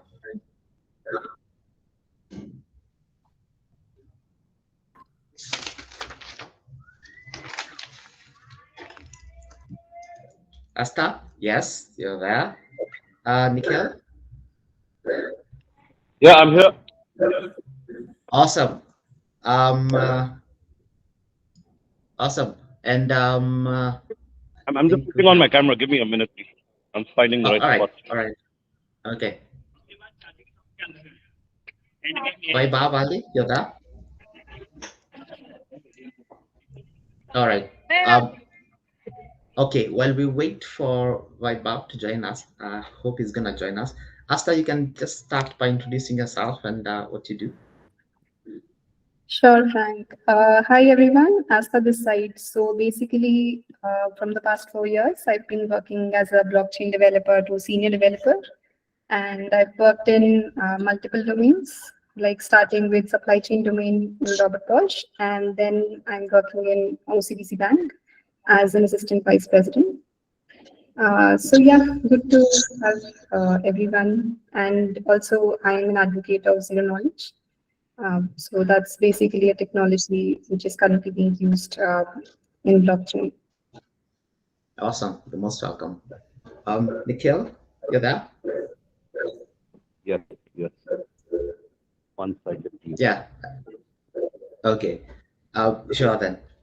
While we wait for you to do that, Asta, I think I want us to just start from the ground up. Good. Okay, you're there. Yes. Yeah, hi. Thank you. Can hear you. Hi. Can you hear me well? There's a bit of background noise. Okay. Better? Okay, it's better. Okay. Hi, I'm Nikhil. I'm the founder of Beyond Imagination Technologies. We want to use the underlying technology of blockchain to solve real-world problems. We're working with multiple universities in Latin America for verified credentials. We're working with four countries where we are doing authentication of products, or more in a DPP manner, like a digital product passport for made in that particular country items. Supply chain, Asta, we really need to connect. Supply chain happens to be a very prime interest for us, for our clients.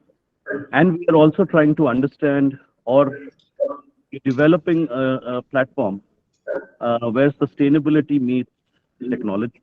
We believe that there is a lot of greenwashing happening in the sustainability world, and we believe that blockchain can help us overcome that.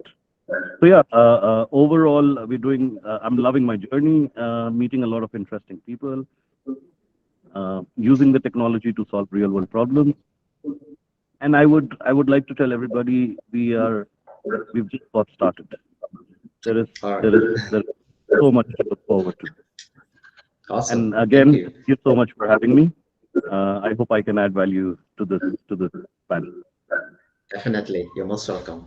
Yeah. So the issue of data privacy, and I mean the issue of privacy and data protection has been a big headache. Nikhil, could you kindly mute? I think there's still some background music. Yeah. A background around data privacy? No. Then there's some noise on your background. Can you just mute for a moment? All right. Okay. Thanks. Okay. Yeah. The issue of data protection and privacy has been a big headache in the world of Web2, as you all have known this. And without even mentioning any cases, it's really gone through major industries, including social media, where most of the world's population spend their time nowadays. I don't know how decentralization is going to change this, but then first of all, Asta, could you maybe make us understand what decentralization is? Yeah, definitely. So when we talk about, so first of all, if we talk about centralization basically means that all your data, all your every single detail of the user, that is within a centralized authority. For example, if it's a bank, it can be, for example, Facebook. So they own all your data, and if one day they are under some security issues or they are withheld, they can take away all your data, they can sell it online, they can do anything with your data because that is being held with a single entity. Now, when we talk about decentralization, we basically mean that a single person or a single entity does not own that particular data. It is basically decentralized. It's like all the governance when it comes, everything is decentralized. So even if, for example, we want to make a single transaction, so even to verify that transaction, a lot of people have to come together and have to verify if that's the correct transaction or not. All right, thank you. Nikhil, we've always relied on centralized entities for the longest time, for years. Why should we change now? New world, new problem, new solution. Back in the day, you didn't have enough data to fill a floppy disk. Mm-hmm. Today, a restaurant can fill a data center. So, as human is evolving, data is also evolving. I think back in the day, there was nothing like centralization or decentralization. So all of this is evolving in nature, I feel. Decentralization is more important today because, like Asta rightly said, I think a lot of our data is in someone else's hand. It's in someone else's hand. Is it in the right hands or the wrong hands? Time will tell. So maybe a decentralized approach where I hold my own data. I mean, let's talk about my own personal stuff. For example, my certificates, my degree, my diploma, my property papers, my birth certificate, my driving license. These are basic information of the journey of a human that can definitely be decentralized in nature, and we can have different ways in which people can access it. So I think it's the new world. We are talking of decentralization because now we understand that malicious activities, that stuff can go wrong in a centralized database management system, and that is where decentralization comes in. Again, I will not agree to the fact that all data needs to be decentralized. Okay. There can be a very fine line between what needs to come on a decentralized manner and what needs to come on a centralized manner, and I'm sure both can co-evolve, move along together. So yeah, that's what I feel about decentralization. But I feel in few aspects it's very, very important. All right. Yeah, there's a concept of ownership of your own data has been pretty much a big topic that is talked about a lot, Asta. But then if we go back to the basement of blockchain itself, we talk about not your keys, not your coins. And you're supposed to entrust your funds in this case to the individual. But that has proven to be very, very challenging to date. And I feel like that's the reason we haven't even gotten to the mass adoption of these new technologies like blockchain and Web3. How confident are we that, because that is just one element, of holding your coins. But then when Nikhil talks about, your ID, your driving license, your birth certificate, and all these very personal, your health records and whatnot, it's like a huge foray of information. How are you confident that going forward, it's going to be possible to enable this to get into the masses? Yeah, sure. So I think that's definitely a big problem when we think about, even if, for example, we want to go to a club, there are a few times where we have to show our IDs, our government IDs, and that doesn't only expose, for example, our age, it also exposes our address or blood details, which isn't actually required. So we definitely can solve it, and one of the great solutions that we have recently come up with is basically using verifiable credentials or zero knowledge proofs. So basically, if we want to go somewhere and we only have to prove that, okay, we are above 18, we don't have to prove that we are 54 or we are 55 age. In that case, we can cryptographically, we can generate a proof, and we can say that, okay, if you want to verify, you can verify, here is the proof that we have. So that basically generates a greater trust for users because they don't have to share all their data, which can be a lot sensitive also, not just in terms of just blood group or address. It can be much more sensitive when it comes to financial institutions. Health records also can be a major factor over there. Please give us a bit of background on ZK proofs and zero knowledge proofs, and what exactly what that is. Sure. So zero knowledge proofs, in very layman terms, what we say is that we have two people. For example, you are there, Frank, and I'm over there. So you want to just verify that whether I live in New York or not. Or probably if I'm in Africa, it can be any place in Africa, but whether I'm there or not.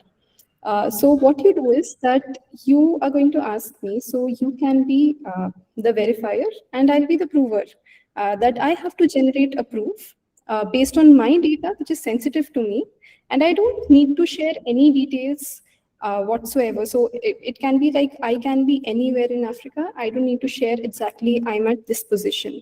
And I'll share you the proof, not my personal data. And that proof you can verify whether it's correct or it's incorrect without having access to my personal information.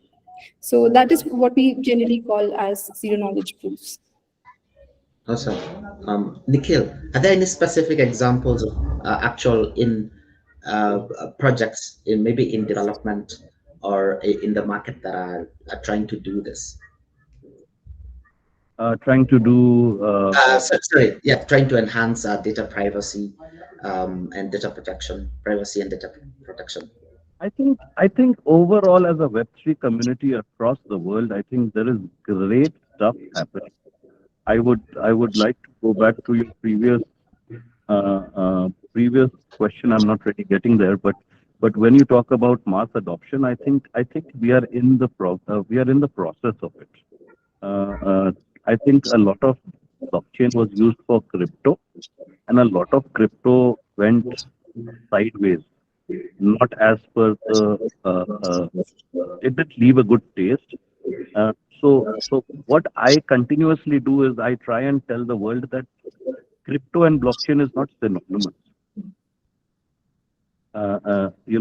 Crypto is just one of the solutions that we can make using blockchain technology. So once that is true, in terms of privacy, in terms of data enhancement, I mean, honestly, guys, we are actually be making some noise very soon. We are actually going to be talking about a product in totality using blockchain technology for anybody and everybody that has access to that product.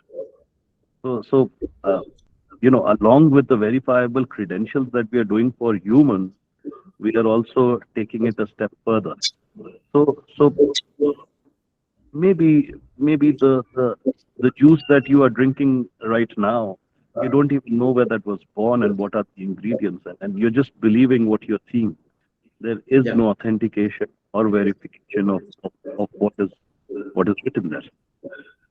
So 100% blockchain will play a very large role in our lives, and probably won't even get to know we are consuming blockchain, and we will be doing that. Yeah. Okay. Asta, I think for blockchain to play this very big role that Nikhil is talking about, we have to pretty much jump a hurdle that is very common in the Web3 space, and that's the issue of interoperability. It seems like a lot of projects, most of the projects are pretty much working in silos, and it seems like for the longest time it's always been like a battle, just a battle of the chains. It's going to be Binance or Ethereum is going to be taking over. Is it Chainlink? Is it like, so all these protocols are always kind of trying to compete. Is that the right way to go about it? Should we be competing so that we create new avenues for people to come in and jump into whatever you feel is more interesting, or should we encourage our more interoperability and how is that going to pan out? Is it even possible? Yeah, so I think when we talk about Ethereum and other blockchains, so they do face issues as of today. So even for Ethereum, the gas fees is a lot higher than what I would generally want to spend. So definitely a lot of different applications that are coming up, especially in terms of scalability and interoperability.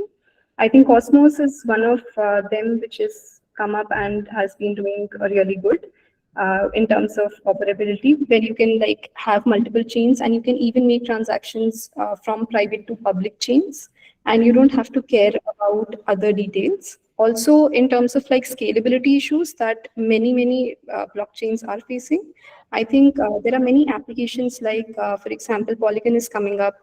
It is already like live from a long time. They are creating rollups. They are creating a lot of other stuff, ZK as well.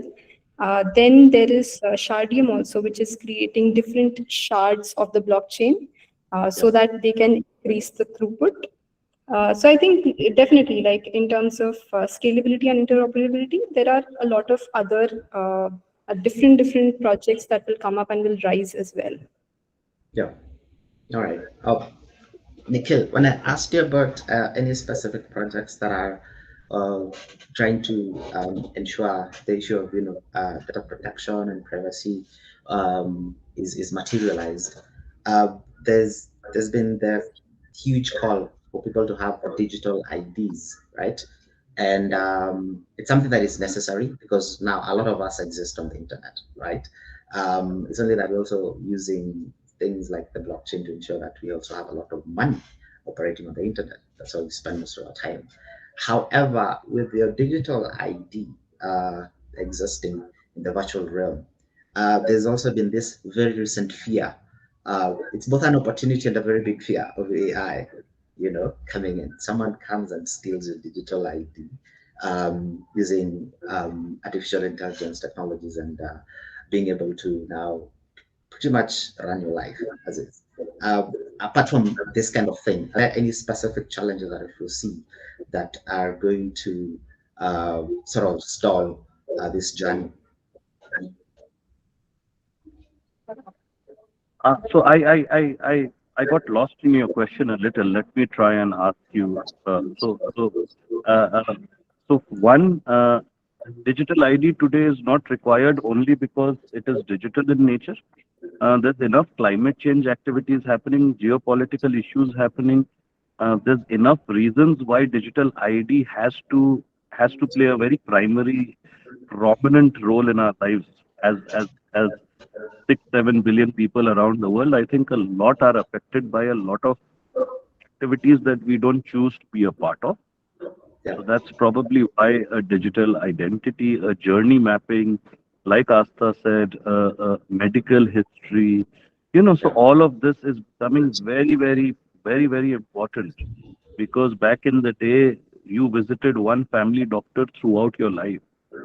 It's no more the case. Climate change is actually displacing a lot of people. You want to take your history along with you.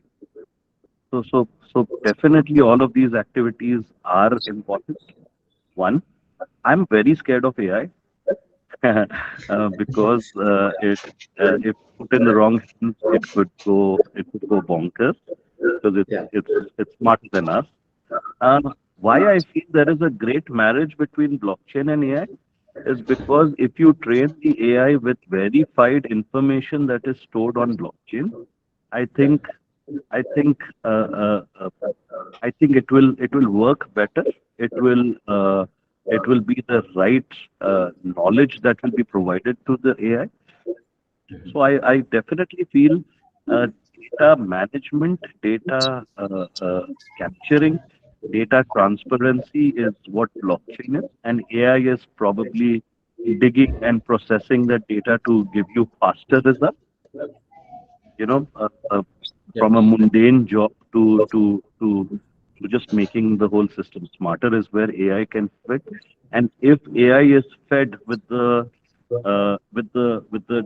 data that is captured using blockchain technology, I think together they become very, very strong, and that is what the world needs. So I'm in few of our solutions that we are making, we haven't reached there yet, but we are exploring how we could use AI to better the final result. But data capturing, data reporting, data transparency is going to be using blockchain. So like I said, I was lost in your question. I don't know if I've covered. If I've covered. You've covered. I would like then Asta to maybe add on that. Your thoughts on the conference between AI and blockchain. Yeah, sure. So I feel that definitely there is a synergy between AI and blockchain. To add on to what Nikhil said, I would say that we definitely need AI in a lot of places in blockchain. So for example, in today's time, when we consider about auditing, we know there are a lot of security vulnerabilities that come up here and so we need that kind of auditing wherein we can take help of AI as well. So AI powered these auditing can be a much greater significance to us. Then also, since we have so many nodes that are running on blockchain, so we also need AI over there, wherein we can have monitoring and alert-based system. Because if we consider, for example, today in proof of stake, which is basically a consensus algorithm that takes like a lot of people, they take for now they are taking 32 Ethereum of theirs, 32 ETH of theirs, and they basically they lose their amount if they are malicious, or if, for example, they are not available. So here, if we consider AI, if we can consider that, okay, the node is going to fail, it's going to be offline in a few while, and we can probably like come up in a better way of how to make the node available. That would help us in a lot of slashing when we are losing out the ETH. Awesome. Nikhil and Asta, I'd just like to ask for your closing statement on this. I'm gonna start with you, Nikhil. Your closing statement. Okay, my closing statement, guys. Number one, thank you for having us. Number two, I think we need many more people like yourself who are trying to understand why and how blockchain can be used to solve real world problems. This is music to my ears. This is what we do. We love sitting with our clients, ideating the problem, trying to understand where they want to reach by using technology, developing, deploying, and maintaining solutions for them. We work out of Latin America, Saudi Arabia, India, and Sri Lanka, and we're doing some interesting problem-solving projects for our clients. I wish the whole community all the very best, because it cannot be done by a single person, and I'm not claiming I'm the one. Anybody. It's a very large ecosystem, and there is so much to do. There is so much to solve. So yeah, great being here, and if anybody wants to reach out, maybe my LinkedIn is there. Always happy to say hi, and great stuff you guys are doing. Thank you so much for having me. Yeah, thank you very much. Asta, closing statement. Yes, I too agree with Nikhil. There is a lot of work that has to be done, and a single person cannot do it. And now it's that slowly and slowly now blockchain is taking a little bit shape. So there is a lot of problems that will come up uh, tomorrow. So we do need more and more people to come up with solutions, to have that ideation sessions, as Nikhil rightly mentioned. And definitely we should also see that if there is a synergy between two technologies, how we can club it and how we can use it for the best of their potential powers. So yeah, thank you everyone for having me. All right. Thank you very much, Nikhil and Asta, for making time for this. We really appreciate your participation and contribution. So to the rest of the attendees, we're going to take a 5-minute break. So I think, Jude, you're going to open it up for a bit of networking while we wait for the next session to start. Yeah, thank you guys. Thank you so much. Thank you, Frank. So guys, just a couple of minutes for interactions. I think you can open your mic for networking session in the next couple of minutes. Maybe we can also make use of the chat. We cannot speak. Maybe if you have any question for the panelists, people that have spoken before, the keynote speakers, the panelists, maybe we can entertain you for now. Or if you have, I think I saw some people raising their hand, or probably just networking. Yeah, I will just invite you, or is it Oyabomi, Rashidat? Yeah, so I'm going to invite you over. Do you have anything to share with the people here? Or it's just, yeah, you can speak. You can unmute yourself. You can speak. Rashidat, you can speak. If you want to speak. Okay. So guys, feel free to engage with anybody you want to engage. Ask your questions. Network with anybody you want to network with. Okay. If you have not done the introduction, feel free to do your introduction. If you have also not joined our Telegram community, I'm going to reshare the link again. feel free to join. You have to meet. You're going to meet other speakers and meet other founders, connect with other people there, then interact with them. Okay, I'm resharing the link now.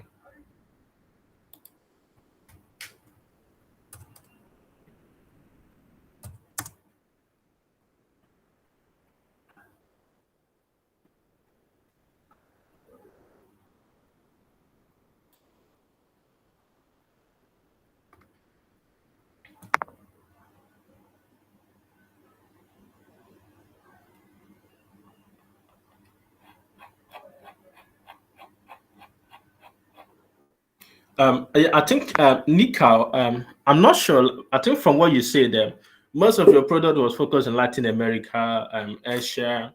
So I'm not sure you have done anything in Africa.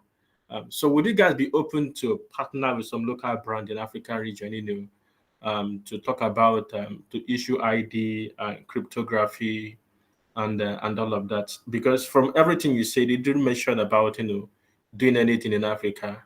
So I wouldn't know if this is something you're open to look into. We could see whether there's some brand in the African continent that might be open to work with you.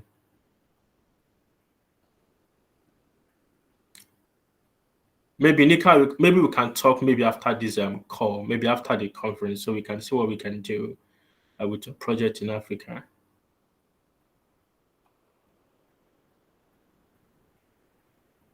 Yeah, so thank you guys. So Frank, we have to continue now. So can we invite the next speaker because of the time? So the next person we have is Pranav Agaval. I think he's joining us from India. So Pranav, is it India or Singapore? Pranav. No, I'm in Dubai. Hi, Jude. I'm in Dubai. Okay, sorry, in Dubai. Yeah, sorry about that. So I think I'm inviting you now to take over because the time is fast spent, so we can manage everything. Yeah, so over to you. I think you are still muted. You are muted. You muted yourself. Pranav, we can't hear you. You are muted. We cannot hear you. Okay. Let me share my screen as well. Yeah, we can see your screen.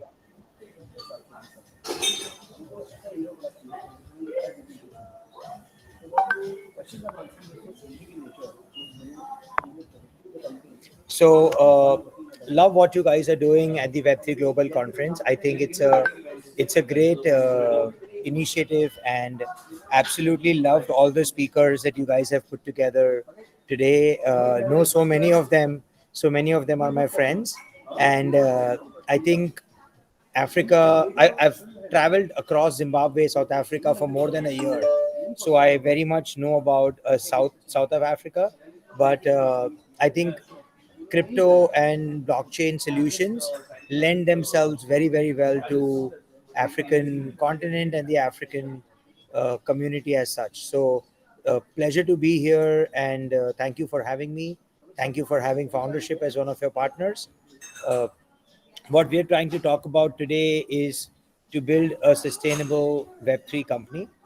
So as a company, we are an accelerator and a fund, and we want to help 0 to 1 startups in their early stage journey raise their first round of capital, get coaching, community, and all that partnerships. And we believe that our extensive network of coaches, partners, and VC investors is something that's valuable for early stage companies to sort of enter into Web3. So let me just deep dive into this presentation, and very quickly about myself. First thing is, do you find the right founders, right? So when I say founders, it's not just the founder, co-founder, it's the founding team. So it could be guys who do your development, it could be guys who do your business development, it could be a tech team, it could be a community guys. So the first and most important thing is to find the right founders, the founding team. They should be really at least having some expertise in Web3 and blockchain. They should be passionate about the causes. They should have an understanding with tokenomics, understand concepts of open source, and all of these points that are here. What I want to say is basically that if you're looking to build a sustainable company that can work over decades, you need to have your long-term vision and you need to be aligned with the long-term goals of the industry. So the company that you're setting up, the startup that you're building, has to align with the long-term direction that the industry is trying to take. And what's most important over here is that we've seen a lot of founders, they come into Web3 because they think Web3 is the cool, shiny object that we've not got, that, that has the most money or that has the most valuation or that has the biggest VCs investing in it. So therefore, we're seeing that the uh, new founders don't come in for the right reasons. So for me, when you're building a sustainable company, what I see it is as that you're looking at building a long-term business, and that long-term business needs to have the right people. People form the core of any company and any business. So this is the first sort of most important point. The second one, okay. Now, this is where I spend most of my time, right? Even at foundership, we believe that a lot of founders come in with a great idea. They want to disrupt the industry. They want to solve an existing pain point for a consumer. They want to solve an existing value bottleneck for the industry. And what they lack is a strong business model. So therefore, we want companies to, when we ask our founders to set up their businesses, and look at their startup journey, we need them to have a strong business model. What do we mean when we say business, right? You should have a way in which you will generate revenues. That mechanism has to be clear and it has to be acceptable to the customer. If you cannot create an acceptable revenue model, you fall flat at the very first stage of your business. The second one is to create a cost structure that you can serve the customer with profitably. So let us say we charge a revenue of $100. Can I deliver this service profitably within the $100? So of course, if I sell something that's $200 worth, then it's very easy for me to get $100 for it, right? The idea is to charge $100 but spend less than 100 to service that customer. And I think a lot of early stage startup founders, especially first time founders, do not realize how difficult it is to service a customer to their satisfaction, that they keep coming back to you. And that's very important for us as a business model, that we create a top line revenue and we create a cost structure where we can get satisfactory customers who will come back to us. Now, when it comes to Web3 specifically, right, we're looking at some words over here. So I'll just take a couple of minutes. Tokenization. I think tokenization is often abused because it's seen as a way by some companies and some startups to basically get a free money from the market or from the community. But that's not the case, right? When we ask companies to be tokenized, we look at it very closely if their business model and their revenue model and their customer engagement model actually supports the use and deployment of a token. Only when you have that does it make sense for you to go in and actually bring tokenization of your project or introduce tokens into your project. A great example is the gaming industry, right? When we look at gaming, traditionally every game ends up creating some form of in-game asset. So if you're playing, say, Clash of Clans, you could be creating a village. If you're playing Counter-Strike, you could be creating guns, or you could be creating assets in your backpack, or you could be, if it's a Web3 game, it could be axes. So you see a game ends up being asset heavy, and therefore the asset ends up being a great token utility.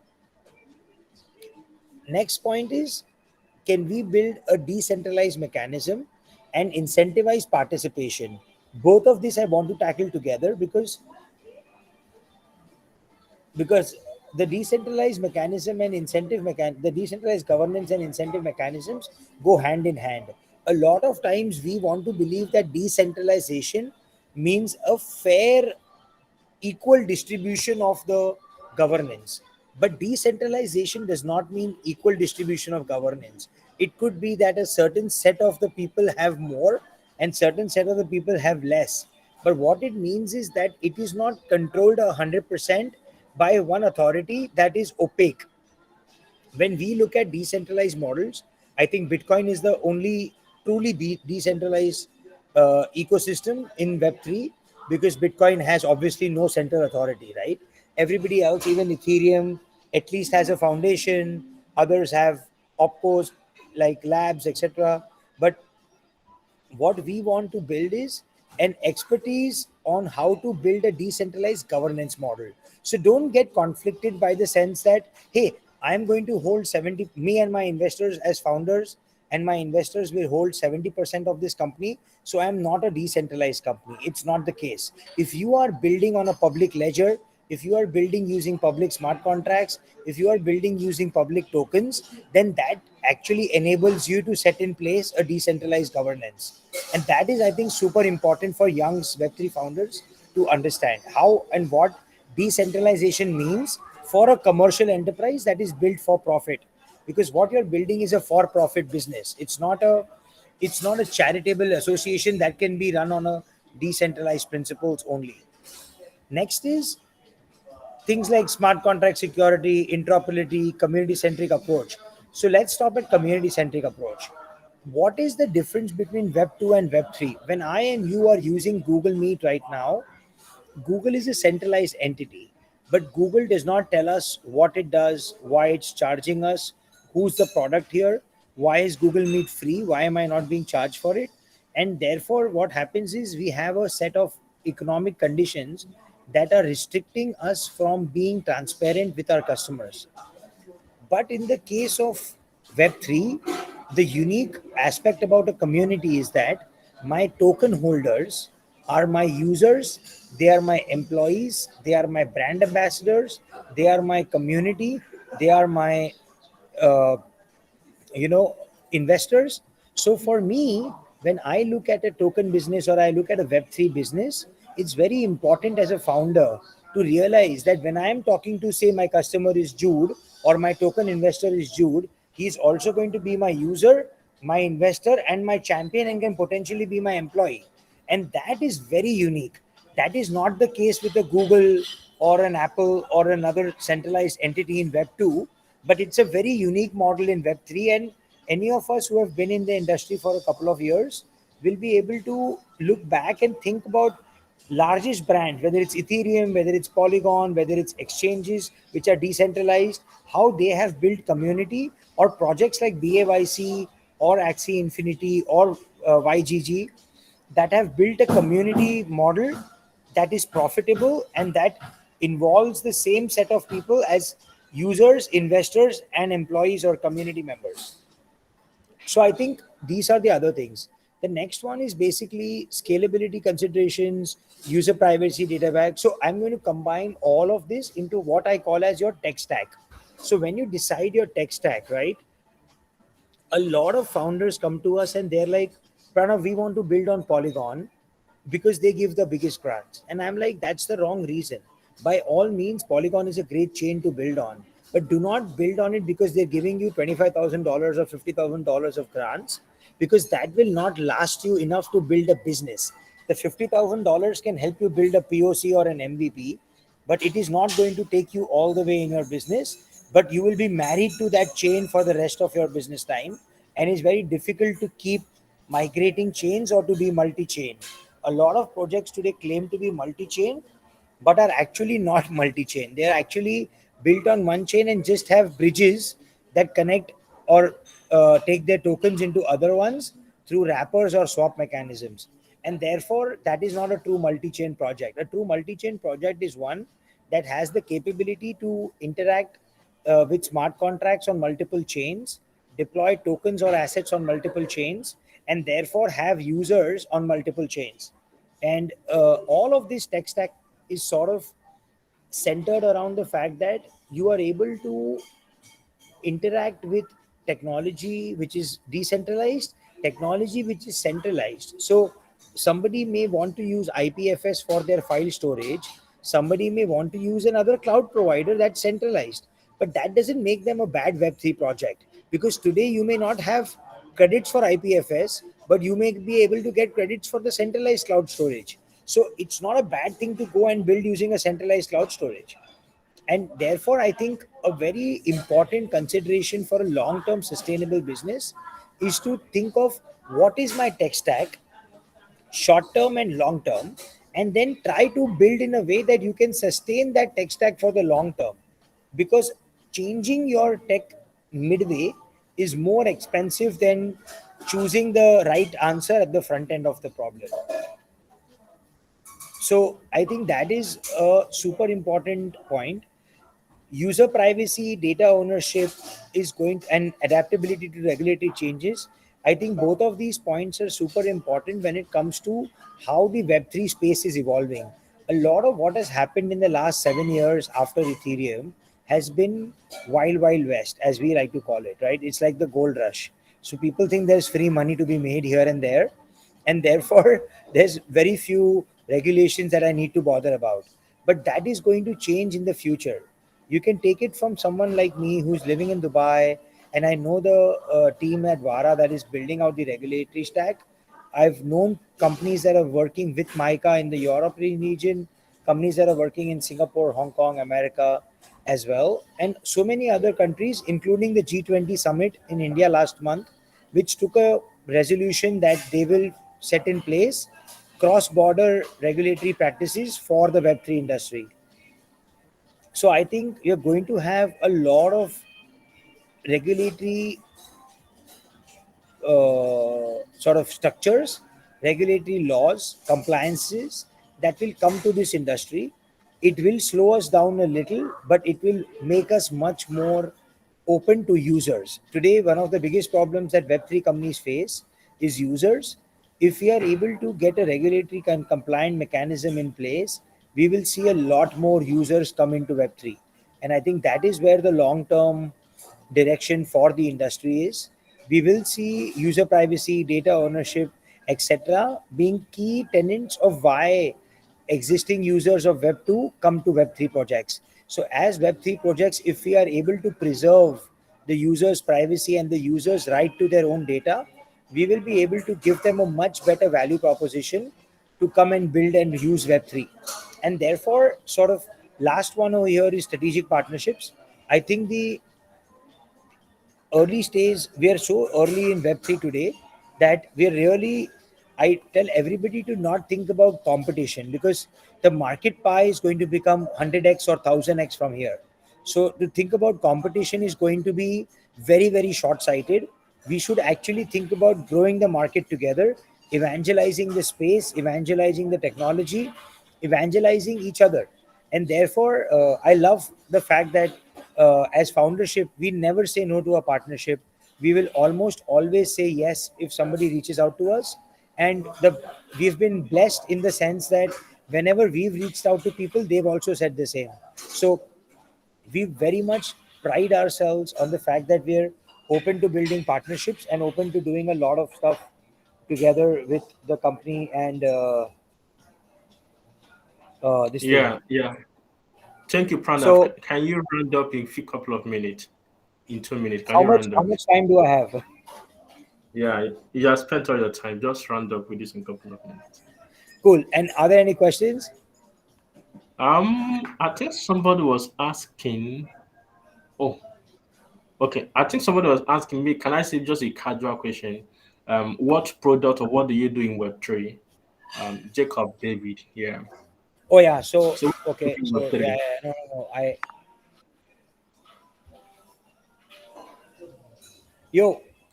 So I was trying to put together this slide. It's got one bullet point that's hanging there. I don't know why, but basically, uh, as a part of my professional uh, job or my professional work, I lead capital at Foundership. We are a Web3 accelerator and fund.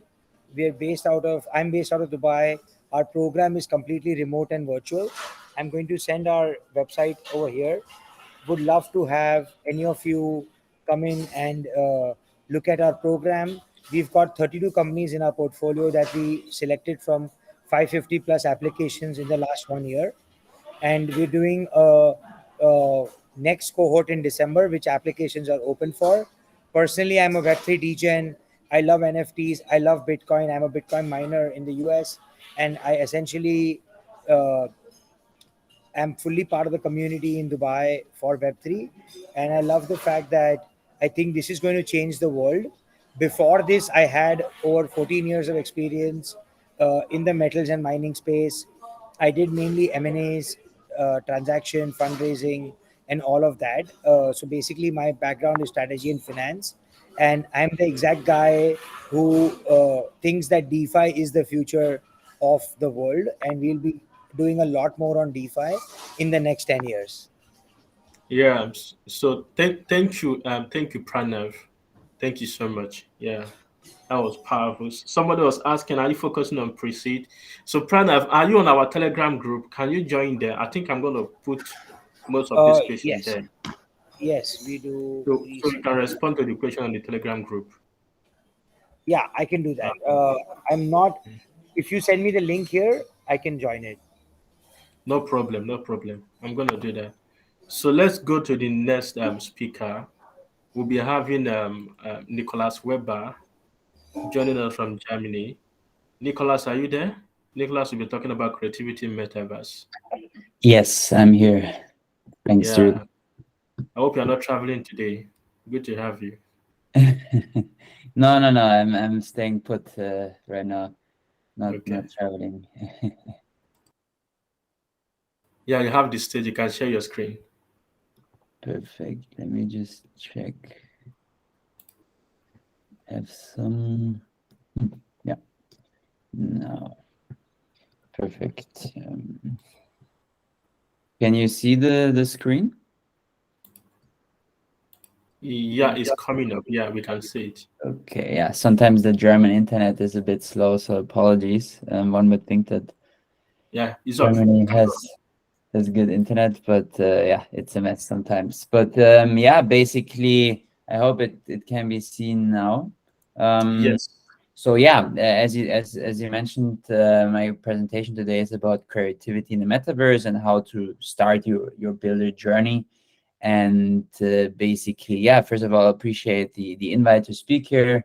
Thanks so much, Jude, and the team. Really great what you guys are doing, always for the community. So big shout out to you and your team on the organization and having us here today.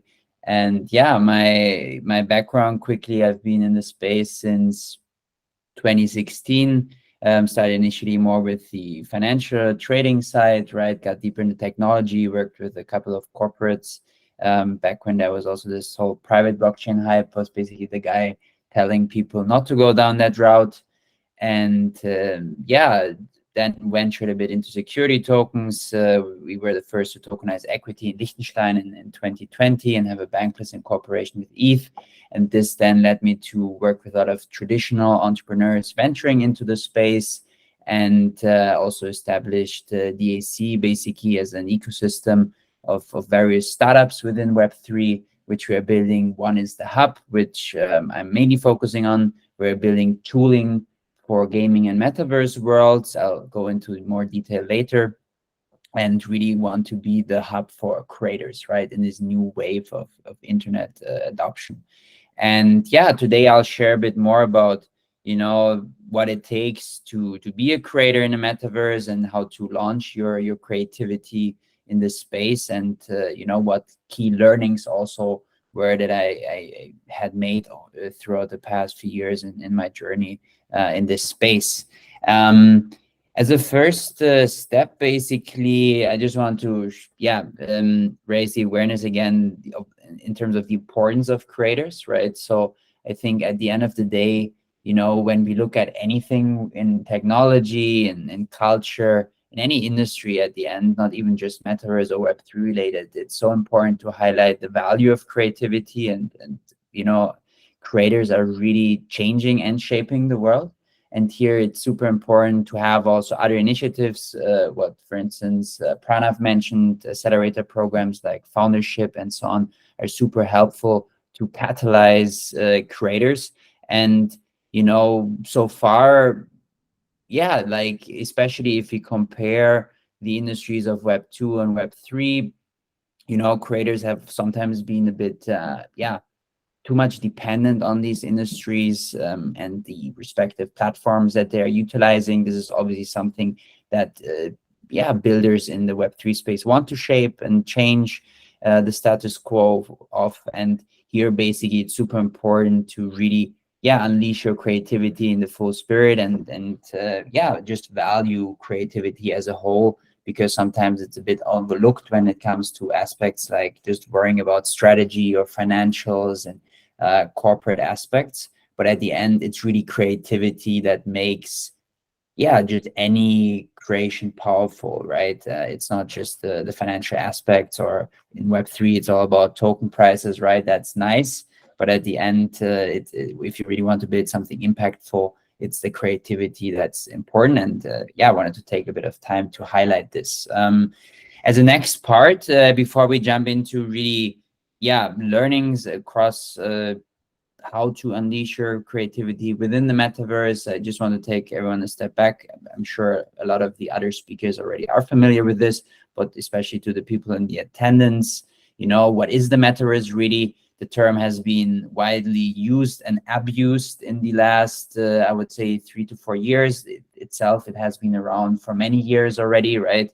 So a lot of companies that are now really entering the space and, or are building something tend to even move away again from this term a bit, because at the end, if you really think about it, it's just another term to describe the way or the next stage of how we engage with the internet. And we don't really use the term internet also, right? We're here in a Google Meet, but we don't say like, hey, we're going to the internet. So at the end, the term is also not so important at the end, right? But at the same time, it describes something very powerful. What it is now is really a convergence, as people have described it over the last few years, between, let's say, the existing Web 2 economy. You can also call it the Web 2 creator economy, the gaming worlds, right? There, it doesn't really matter if it's Web 2 or Web 3. Web 3 itself, as well as artificial intelligence, obviously that plays a crucial part. There's obviously more factors to it, but these are some of the key industry pillars that so far have been utilized, or that kind of are described often when it comes to what we see as the metaverse as it is now, right? And the convergence, obviously, of any of those technologies makes it out. And it's obviously, as we all know, a huge opportunity that is going to be omnipresent in the next few years to come, and already here, right? I mean, if we just look at the existing Web 2 economies and the gaming worlds, we already have billions of people, if you wish, in quote unquote the Web 2 versions of the metaverse. And just the next step is obviously bringing and bridging people into this new frontier when it comes to the Web 3 worlds, right? And here it's super important that we don't see Web 2 and Web 3 as something that is completely separate. It's not going to be like this, as just the journey from Web 1 to Web 2, as an example, was also similarly not just like a separate thing with a wall in between. So it's going to be a smooth and natural journey, right, that we are slowly heading into. Really the difference, or the core difference that I see in terms of the metaverse, as well as specifically around creativity, is the difference between dependency and ownership. In Web 2 is all about being dependent on, we heard it before, a centralized Web 2 conglomerate in many cases, right, where this conglomerate dictates a narrative. In Web 3, at least, the utopian vision is that it's all about your own ownership. I have to say also that obviously this is not the case right now in many of the Web 3 projects that are out there. Most of the Web 3 projects actually are fairly centralized, which is not necessarily always a bad thing, right? I mean, There has always been this narrative, even back in the 90s when personal computers were really picking off, and even earlier I saw about decentralizing computational resources. Now it's about decentralizing the web. But at the end, we never know if it really had to that journey. I don't want to be pessimistic, but just a bit realistic. And at the end, having centralized players in a decentralized infrastructure ecosystem is obviously still, yeah, in the spirit of decentralization, right? Just to look at it from a bit of a different perspective. It's not just always about centralization versus decentralization. But of course, one of the key aspects is the tokenization when it comes to adopting blockchain technology and thus venturing into Web3. And here the ownership of this digital value is key. And that's something that, especially when it comes to creativity, is super important, as often creators, whether it is in arts or an entrepreneur, which I also see as a creator, of course, you know, are often dependent on other third parties too much, that, you know, dictate the narrative with just profit-driven mentalities at mind, rather than actually valuing and appreciating the creativity and letting it fully, let's say, unleash itself. So how should builders that are coming from traditional industries, maybe even non-tech industries, or just interested developers coming from Web 2, you know, really approach this frontier, right? There's obviously a lot of things that can be done, and there's no straightforward path, because we are still pretty early in this industry. At the same time, there have been already, of course, a couple of infrastructure players, especially on the blockchain side, you know, that have established themselves. But still, you know, at the end of the day, one of the key aspects is staying hungry and foolish here, quoting a bit of Steve Jobs, a standard quote here. But it applies very well to this space, because you know, there's so many rabbit holes to go down, and to really find your niche in terms of what you can create in the metaverse, it's limitless, whether that's e-commerce, whether that's, you know, arts, whether that's entertainment, whether that's music, fashion, gaming. You know, there's so many rabbit holes that you can go into. So it's super important to not just limit yourself to one, right? And really just play around. Learning by doing is a key principle that I like to preach. That, you know, you just try new things out. You focus also a bit your passion, right? So that you love what you do as a creator in this space, so that you don't really necessarily have to go down something where you don't, enjoy it, right? The metaverse is such a vast spectrum that is, as we all know, very hard to define. So it's you know, there is no 100% clear definition or limits or boundaries in place.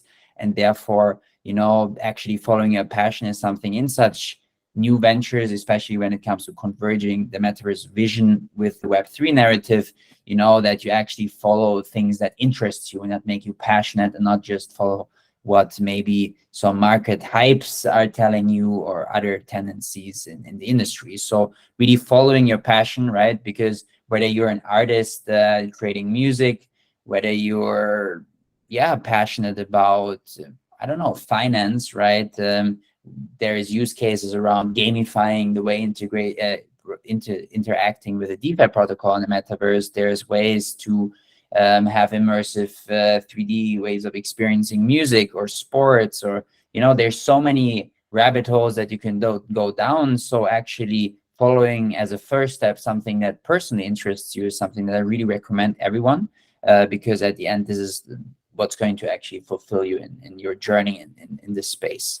Another thing at the same time is, of course, still the focus, right? As it is a new industry, it's super important to at the same time also focus. If you found your passion, if you found your niche, then you need to actually focus on something that's relevant as a builder in this space, right? That's something I also learned throughout my journey, that, you know, focus is super important. Everyone is always preaching it, and you have to make your own experiences, obviously, but focusing on something that you see traction, right, is important. One of the key industries to focus on right now, in my opinion, is obviously when it comes to arts, right? Whether that's music, fashion, anything that has cultural value and related to art is something that's very powerful, as well as sports, right? So any passion industry is something that any new builder coming into the space I advise to focus on, because anything around passion hence to at least sometimes bring more long-term,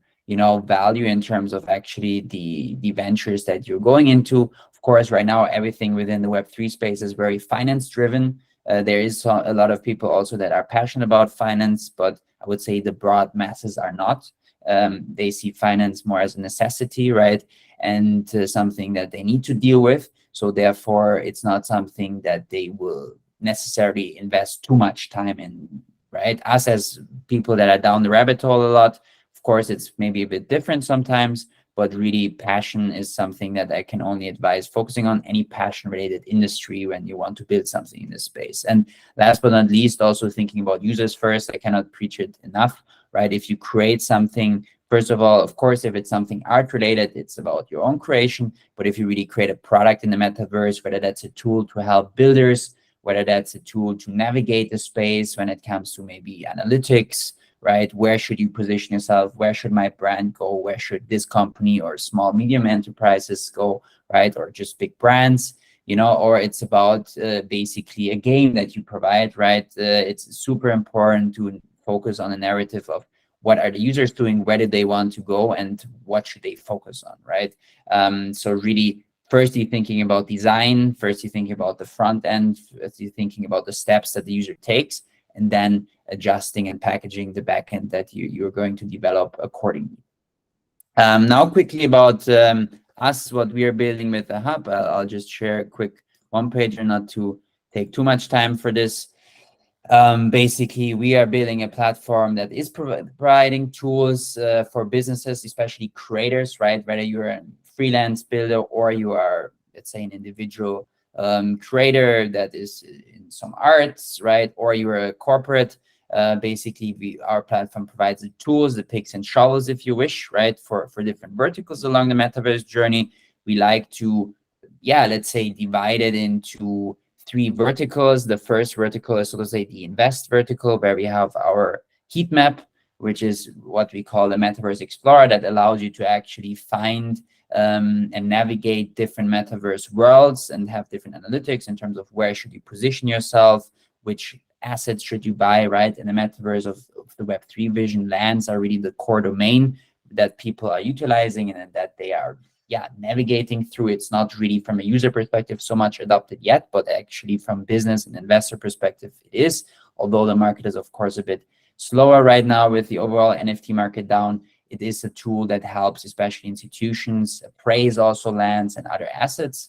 Apart from that, we have the go-to decentralized builder for decentralized worlds like Decentraland and further, that is also actually open source, that anyone can use and download. So you can go to our website and try it out if you want to play around a bit.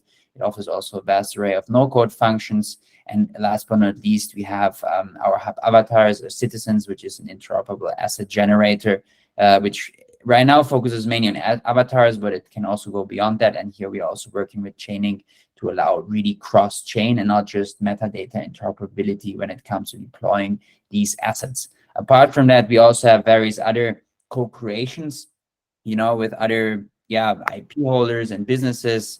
Amongst them are, for instance, Espacio Creador, which is a digital fashion company working with Latin American artists and creating unique pieces of digital fashion, right? So Espacio Creador is something that is one of the brands in the ecosystem that we have. Apart from that, we also work very closely with the esports domain, right? Fitchin, an esports company co-founded by Sergio Cunaguero, the football player, and a lot of the tier 1 esports teams in the Spanish-speaking markets, which to me, actually, everyone is always talking about gaming, but I see the pioneers actually in esports, right? Because that's what a lot of the times influences the young gamers in terms of their journeys and their focus areas, and a couple of other high-profile strategic partners and investors. Yeah, Nicholas.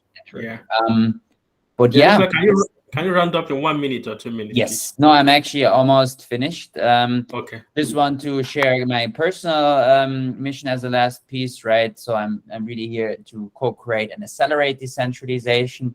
Decentralization is another process that is going to, it's not a goal, right? In the sense that it's at some point going to be just achieved. It's a continuous process that needs to be catalyzed. So I'm always open, right? So anyone that's in the attendance, in the audience, reach out to me on any platform. Here's my Twitter, but you can also reach me on LinkedIn. And yeah, happy to collaborate and see where there may be synergies for us to collaborate on. And last but not least, of course, if there's any questions, let me know. Thanks so much again, Jude and team for the invitation. And yeah, looking forward to shaping the Web3 ecosystem together with everyone. Yeah, thank you so much, Nicholas. Feel free to drop your LinkedIn handle. Ladies and gentlemen, what do you say to Nicholas? That was a powerful presentation. Thank you so much. Thank you so much. So over to you, Frank.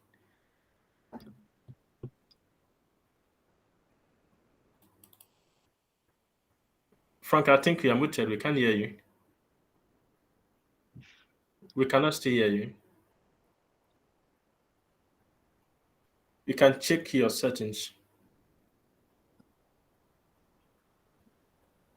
Nicola, can you drop your LinkedIn profile so we can connect with you? Yes, I'm dropping it. Okay. A second. Frank, we cannot still hear you. Can you check your mic?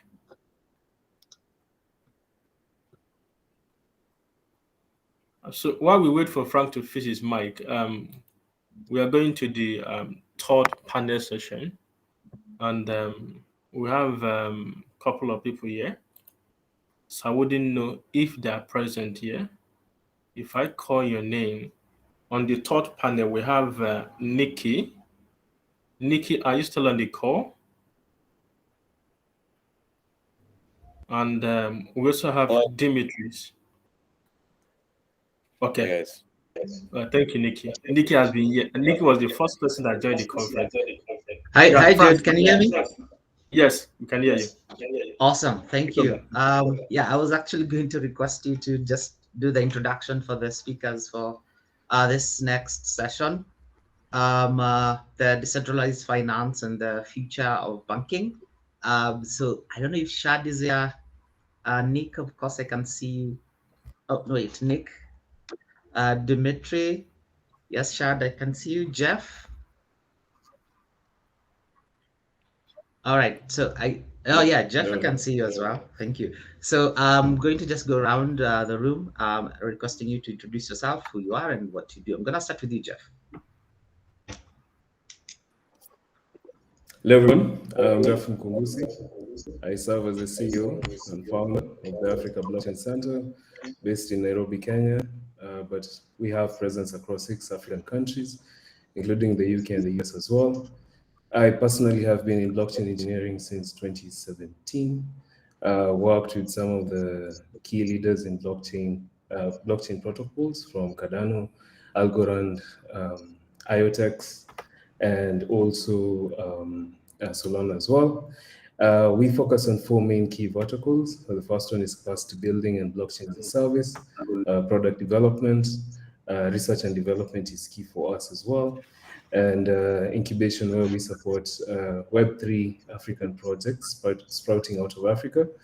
And glad to be here and to provide positive input in this particular conference. Thank you.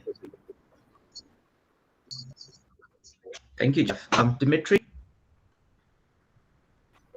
Okay, I'm assuming Dimitri still hasn't joined the room. Nick. Hey everyone, Manindra here. So yeah, Nick. So basically, we are building Tokenizer and BlockX. Where Tokenizer is a digital bank, a crypto-friendly digital bank, and BlockX is the blockchain layer which enables instant settlement across the digital bank.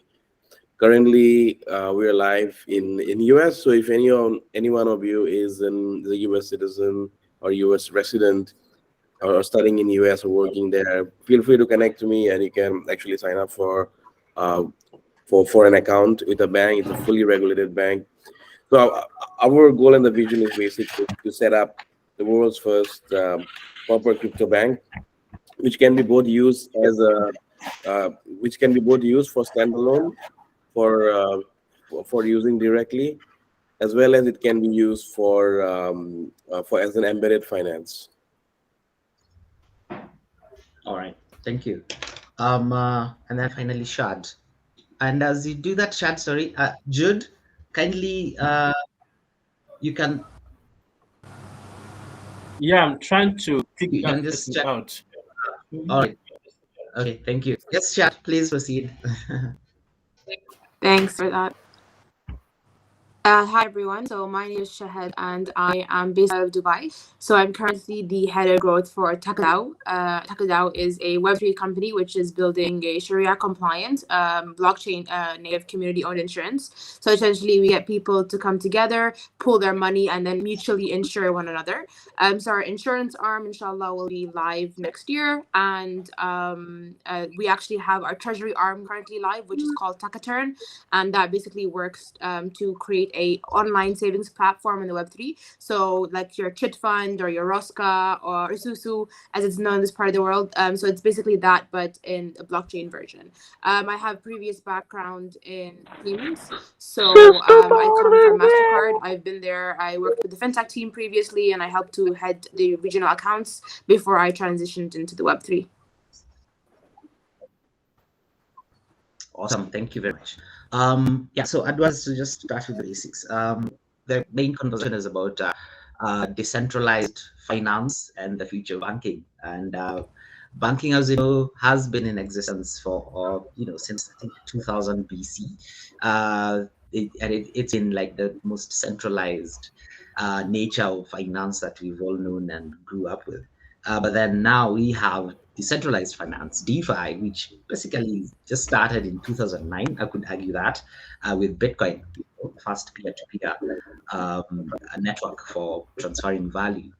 So maybe to just give us a brief overview, Nick, what would be the difference between DeFi and centralized finance, CeFi? Right. So with DeFi, obviously the cost operation for creating such a bank and the protocols are first of all are way lower. So barriers of entry is actually is much lower. Essentially, DeFi versus let's say setting up anywhere close to a proper bank is a magnitude, several magnitudes of lower investment to set up a DeFi bank, right? So initially that will basically enable, I think, I won't call them bank, but different kind of decentralized financial services to get created. Yeah, and new kinds of financial services to be created. So that is obviously a huge opportunity. There's also a huge opportunity of trying to combine the best of the both worlds, so that banking definitely has a lot of existing players, and it has definitely adopted some good practices, and also KYC ML, depending on whether you like it or not, in many cases are required the moment you have high funds and you want some protection for your fund, and your life savings are in those accounts. So I think there's an interesting intersection that is potentially possible between the world of the decentralized finance and centralized finance, and that's also very interesting. Yeah, so essentially cost, new products, and potentially I think we see a merger or an intersection between the two. All right. So Shahad, Takadao is built. Takadao. It's built on the blockchain, and I think the focus is on insurance, which is just one element of finance. If we're gonna refer to DeFi as like banking 2.0, so to speak. Are there other elements that you think are going to be disrupted by blockchain or now the decentralized nature of it going forward? Yeah, sure. Thanks for that. So yeah, like you mentioned, right, insurance is a very big one, because we've just seen it for so many years be the same story where it's like a zero-sum game between the insurers who will charge you that premium, and then the insured. And so either one wins or the other. There is no mutual cooperation, or there's no win-win. But with DeFi, you can get that win-win with insurance, because you're able to allow people to work together and insure each other rather than rather than insure each other. And so I think with DeFi, what I think is like on top of insurance, right? You look at your financial systems in terms of savings. Savings is also a really big place where DeFi will come in, because you're used to going into a bank and using them as the centralized authority to help with your savings, right? So you think today you're like, I want to save some money, and you're like, okay, I'm gonna go to the bank, I'm gonna deposit it. And so now you have access to, first of all, this global access, which I think is really important to mention about DeFi, that people anywhere and everywhere in the world can access DeFi, right? Meaning that if you're in a remote village and you don't have access to a bank to save money, you can now access these solutions. And so I think that's also a very disruptive force, is that you're able to access anywhere, everywhere, and savings, like we look at, for example, if you invest, whether it's in crypto, yield generation, savings platforms like what we offer Takaturn. All of these are very disruptive forces because it creates financial inclusion, which was not possible before, given that the infrastructure was limited to this physical being, versus now where you have this infrastructure which can have a global. Hello. All right. Pretty much gotten that. Jeff, from Shahad's explanation, there seems to be like a of opportunities, you know, from Hello sir, मुझे बात करनी है. Savings, like just a ton of transactions which would pretty much are still open. Hello sir. Traditional. Hello. You as a builder who's pretty much putting together an ecosystem that is pretty much building on these layers, what has been like the main hindrance to us seeing, you know, we have a mainstream insurance built on DeFi, we have mainstream savings, yield earning, and maybe loans. Why are we not seeing these projects that we can actually take advantage of? What's the challenge? I think being in the space for a while now, some of the key things we see more so around engineering and development of these solutions is, first of all, we need to understand what does the landscape of Africa look like first. You know, we see a lot of Web2 companies having Web2 solutions or architectures which they've invested heavily, including banks, including saving institutions, and including other companies that also look at creating value from saved money.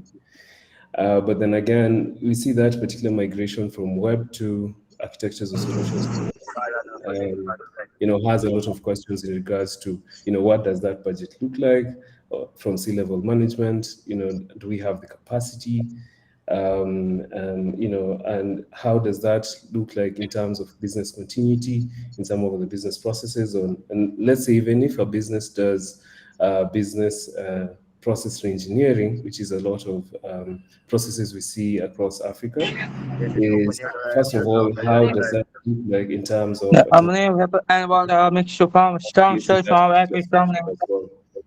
and some of the key things that we see as a hindrance is, and that's what we are working towards, is last year alone we trained 105 blockchain engineers. This year working towards 1,000. And as we create this capacity, we see a lot of Web2 companies reaching out and saying, okay, we need specific engineers, we need specific architects, we need specific network engineers to build robust solutions. Because first of all, the architecture works for them well end to end, even if there's specific bits of parts of manual processes. And I believe that's where the inconsistency comes in with the key vision and purpose of basically doing finance with them. But with decentralized finance, that becomes a key aspect where people can be able to unlock value. But it all starts down from capacity across Africa. We need to train more engineers. We need to work together with partners and stakeholders in the ecosystem, including leading pioneer protocols. We need to turn down this resource back home in Africa. We need to have a specific trainer sessions where now we build world-class local resource, which we can be able to work with local entities in a much more affordable space to develop these solutions for the bank and the ecosystem as a whole. Awesome. And Nick, I think you're domiciled in a jurisdiction which is pretty much leading in the DeFi space in terms of projects coming out, innovation, despite those challenges. So I'm going to ask you like, some sort of two-faceted question. How's the state of affairs there in terms of DeFi development? And some of the challenges that that Jeff has mentioned are pretty much, I'd say, based off of Africa. I don't know if the same happens in the first world where you stay. Okay, so when you say business domicile, I guess you differentiate between how the business is registered versus and where is the market. So in terms of the market, obviously you have to follow all the local jurisdictions wherever you want to market your products. In terms of the domicile, how the business domicile are registered, currently the one that most projects seem to do, including us in many cases for chains and other things, is to choose offshore-based jurisdictions such as BVI and others, where in order to establish the co-registration. Some projects have also chosen Switzerland and others. So I think those provide sort of like a safer places to launch and run crypto projects.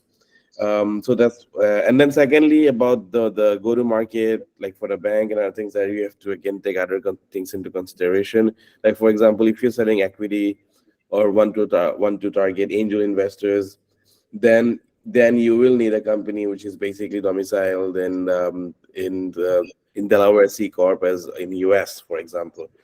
So yeah, it's based on how you plan to fundraise and where your market is. For a purely crypto-based service, whether you're operating in Africa or any parts of the world, I think the standard right now is to do an offshore registration across BVI or any of those offshore any of those offshore registration places.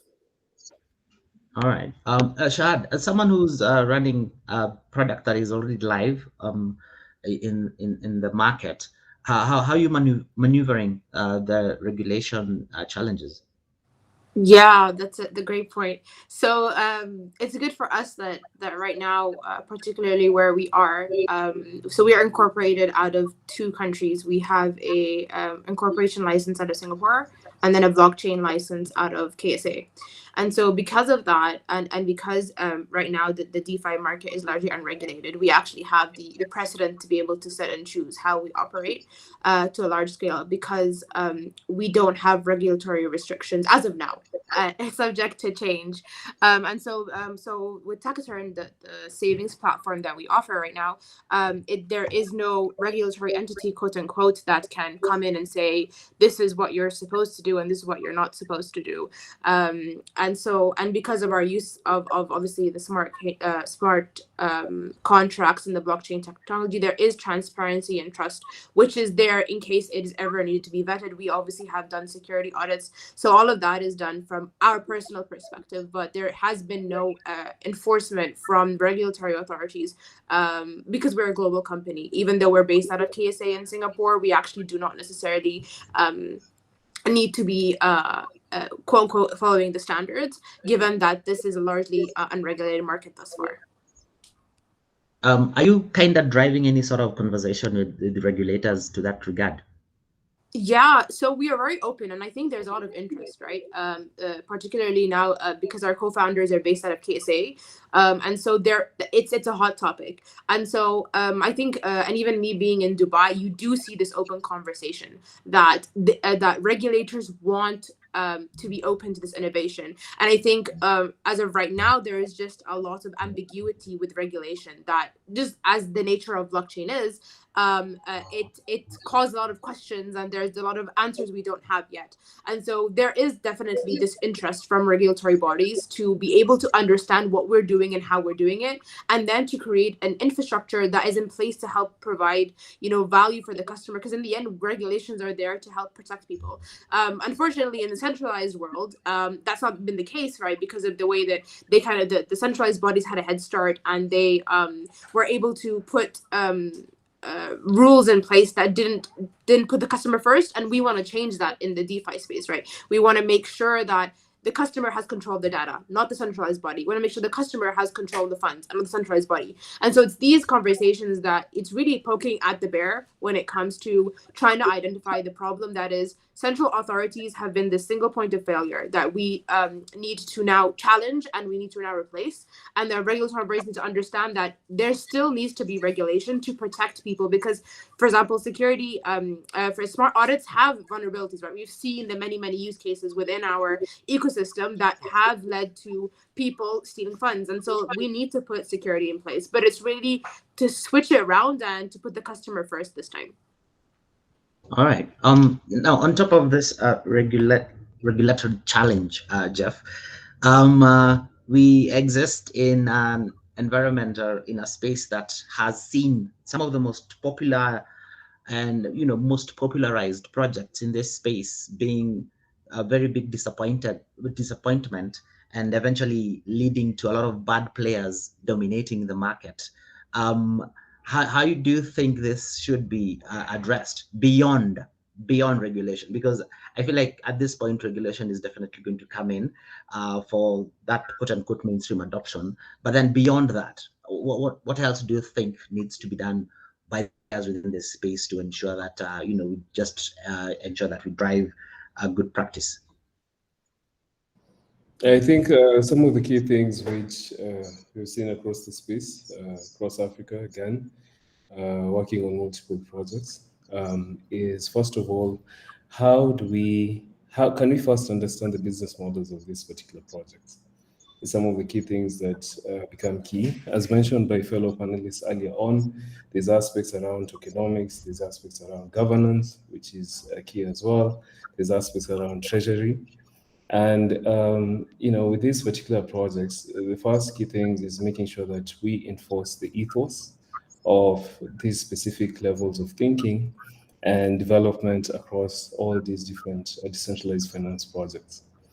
The other key thing is making sure that there's a valid track in regards to the traction of these particular projects. So, for example, if it's an ICU, you raise specific level of value for that particular project, but then again, you have to, something called walk the particular mission of the project to the very end.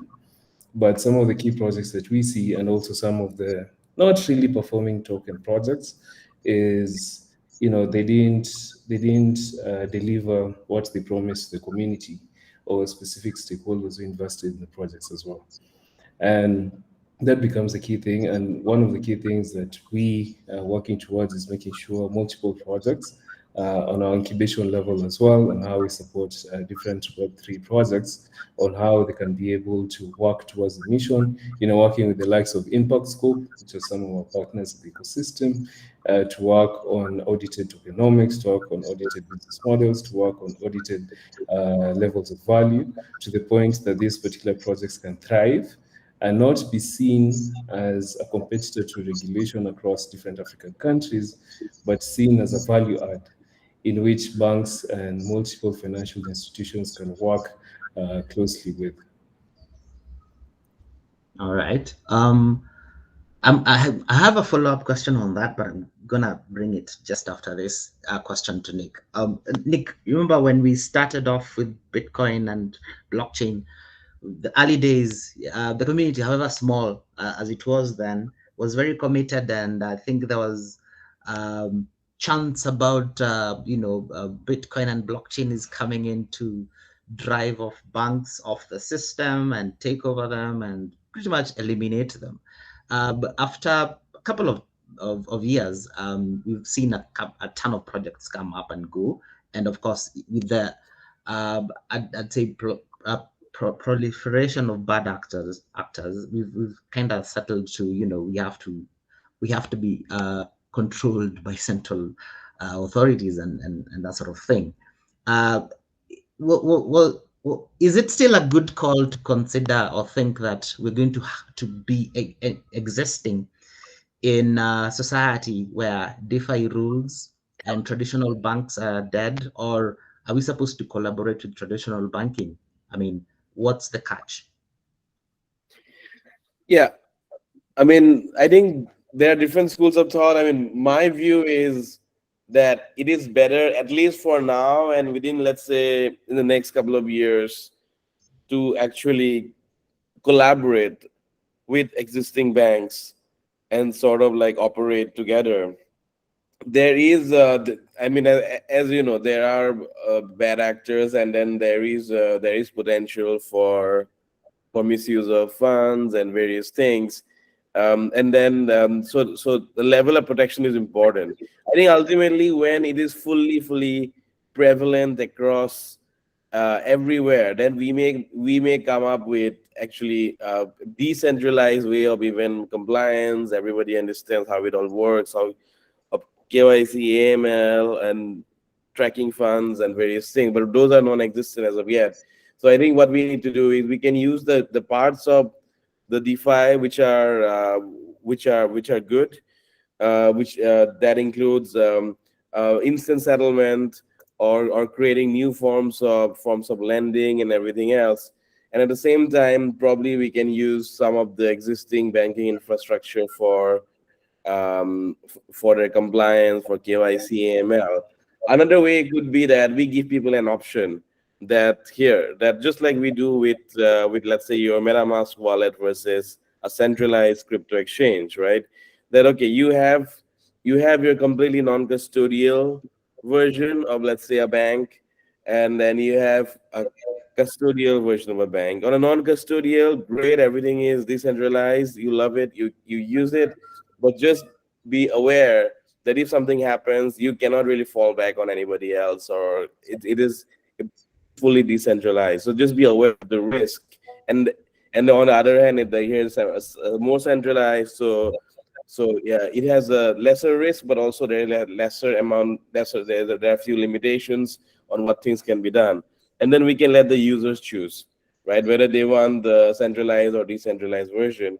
And why just talk about banks? I think that is already happening within the crypto space, right? There are several centralized exchanges and there are several DEXs, and both are already existing together. And I think we can just spread it more that okay, there will be like very much decentralized and DeFi banking space where people keep all their assets, and the centralized banks, and then people will choose. Maybe they will keep some assets in both the places, or some will be some will go purist. But at least I think we should be able to give people a choice.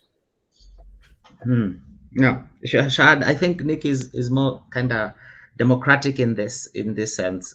What do you have to say about the same, or are you, or maybe what your thoughts are on those who are still kind of quote unquote Maxis, who believe that we have to be completely separated. We can't exist, we can't merge, we can't gel.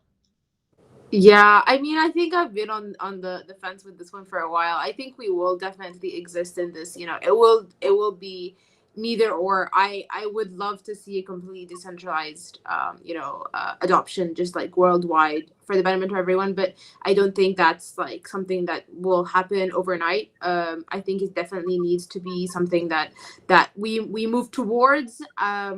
And then in that meantime, we're living in this Web 2.5 space, right, where you're neither like completely Web 3 and you're not completely Web 2.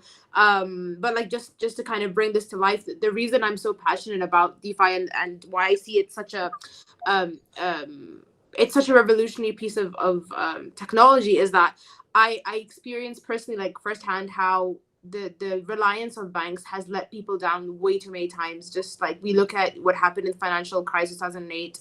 My family, I'm actually from Sudan, and if you guys had been paying attention to the news, you would have seen that mid-March there was a war that broke out in our capital, and as a result, people lost all their savings, because what happened is you had your gold, your jewelry, just everything and anything that you wanted safe was kept in a bank vault, and that bank vault was either stolen or shut down and permanently. And so people did not have access to their savings, and they had to basically leave the country with nothing, leave everything behind. And so for me, that hurts a lot. It was like, how can you now ensure these people will be able to access their savings to take care of their families?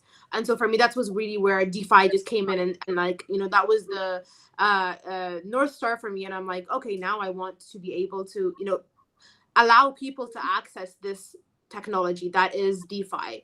But again, it is not something that I think will happen overnight. But we will get there, inshallah.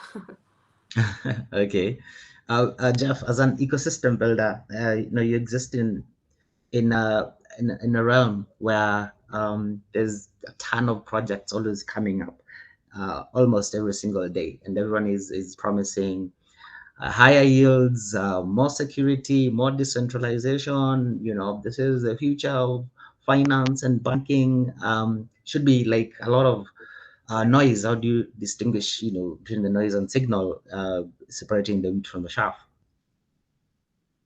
I think some of the key things that we look at as well is the key foundations. So first of all, the first foundation we first look at is the core principles and attributes of blockchain technology and how it supports whichever project. Because remember, at the end of the day, it's an enabler. So we look at, okay, there's security, there's immutability, there's transparency, there's decentralization. Fair enough. Okay.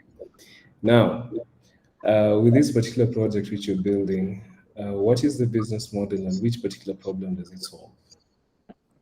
Because yes, they're very good projects, but the key aspect being that, do these projects actually, solve a global problem? Because with decentralization, the key aspect is that you don't have any single central entity, but then again, you're providing value more so across the world, and thinking at how multiple people with different problems across the world can be able to maybe initiate transactions easier, faster, securely, and also on a broad perspective. Because when you look at OTC nowadays, one of the key transactions most OTC companies do is one-to-many transactions.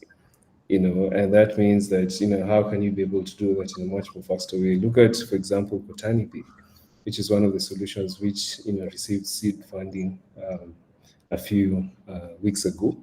And the key aspect being that they have figured out a way in which they can be able to make sure that the solution is viable across multiple people, mostly the rural or diaspora areas across Africa, through USSD, and they can be able to initiate transactions, across board, just using USSD on the Celo blockchain to the masses, so one-to-many transactions as well.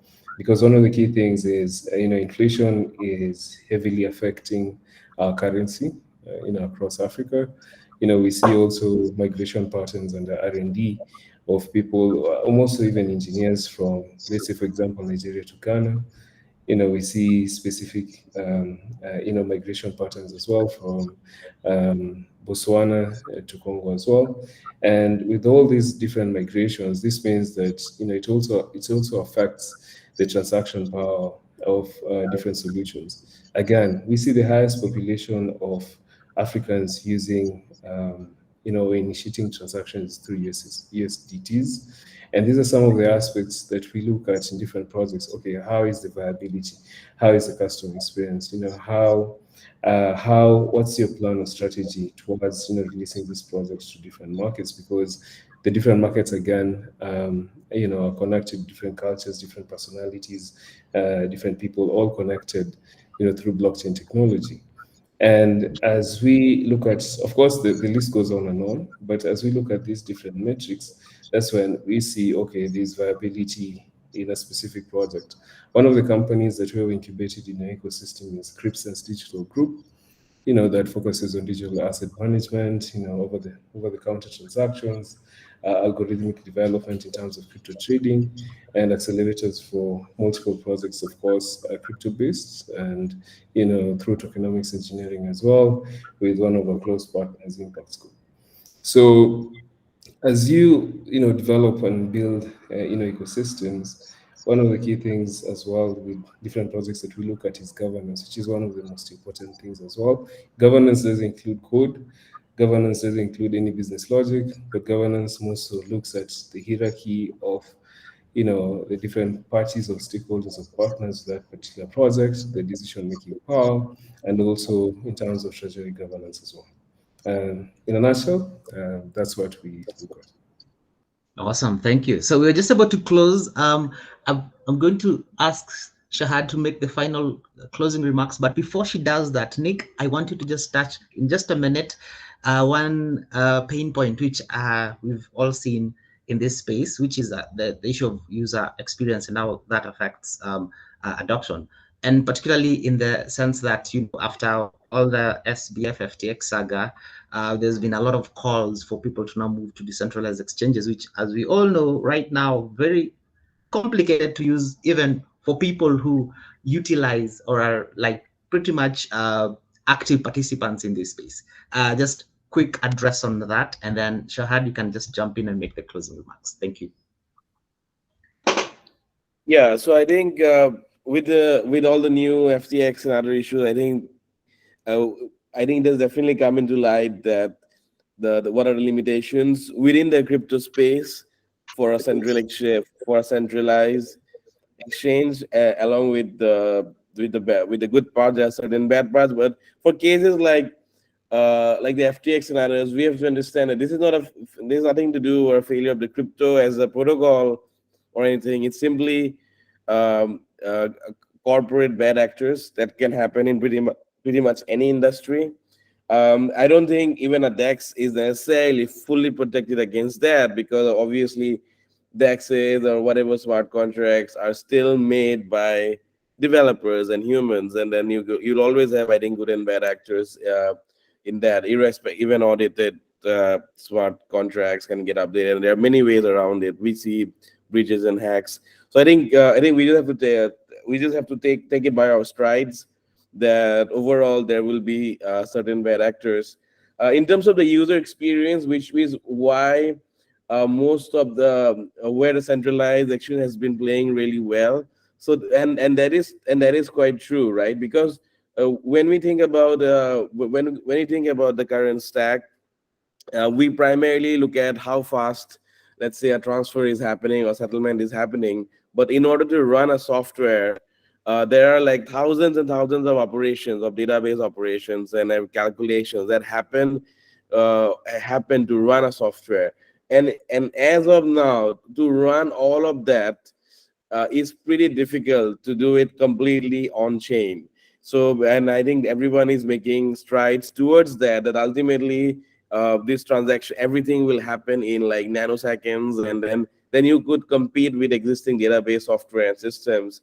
While building BlockX, that's a chain that we are building. We are looking to do like sub 1 second settlement, and we will see, and to run smart contracts, and we will see how that works out. But essentially, there is some time to go towards that, and the key would be not only at the transfers, but how fast the backend operations can be run fully on chain. And then I think the decentralized experience will be as good as the centralized experience. But we will always have to be cognizant that centralized or decentralized, there can be bad actors and there could be hacks and various things. So I think the biggest protection for them is not only choosing a platform, and also diversifying your assets and where you keep your assets. I think so that if something goes wrong, then you can be protected against that. And I think very soon within decentralized space, various insurance will also kick in. So we not centralized crypto exchange, but some exchanges are already insured to some limits, and banks obviously are fully insured. So that is one thing which is currently not fully available for decentralized applications properly. So and I think that will also kick in of insurance. So that will even give more comfort. So a combination of better infrastructure for running operations, and then potentially some sort of on-chain insurance for any hacks and other things that happen can lead to decentralized experiences be as good or competitive to centralized experience. But we still have to be careful. Yeah, absolutely agree with you. It's Shahad. Yeah, thank you for that. First of all, I just wanted to say thank you guys to giving us this platform to be able to voice our opinions and to speak about our projects. It's very humbling to be here. And just to summarize things, I think for DeFi we're definitely in early stages. At this point, I think we will see a lot more innovation. I think there will be a lot more collaboration in the regulatory space, particularly as governments seem to adopt blockchain and understand, the power of the Web3. And I think that the future of banking has been disrupted, but we will continue to coexist until a certain point in time. And like the panelist said, they'll be able to choose whether they would want a centralized version or platform versus a decentralized one, whatever they're most comfortable with. But we will see more and more platforms that come up in this space that will help to solve for a lot of pain points that currently exist in the banking system currently. Awesome. Thank you very much, Shahad, Nick, and Jeff, for taking your time and for your contributions. Really appreciate. And I'm going to pass this over to Jude. Yes, thank you very much, panelists. Wow. That was powerful. Yeah, thank you so much, guys. Thank you, Frank. Thank you, Nikki. Thank you, Shahid. And thank you, Jeff. That was a very powerful conversation. So you can drop in your LinkedIn for people that have questions, those that want to connect with you, so they can also ping you on LinkedIn. Thank you, guys. So we are going to the last session now. And I'm going to be inviting the guy from US, Amanda, I think you'll be in the best position to introduce yourself. I know your profile is so huge.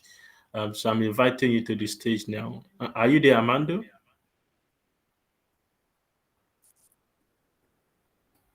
Amanda, are you there?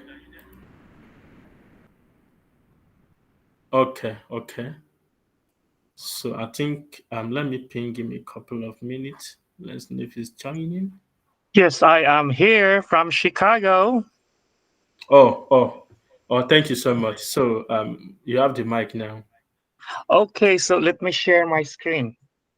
Yeah. Okay.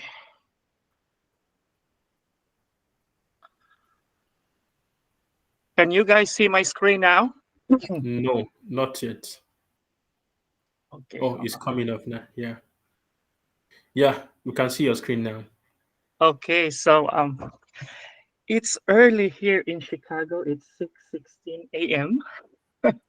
Oh, so and I wake up at 4 a.m. to listen to all discussion. I'm very excited and honored to be here at the Web3 Global Conference.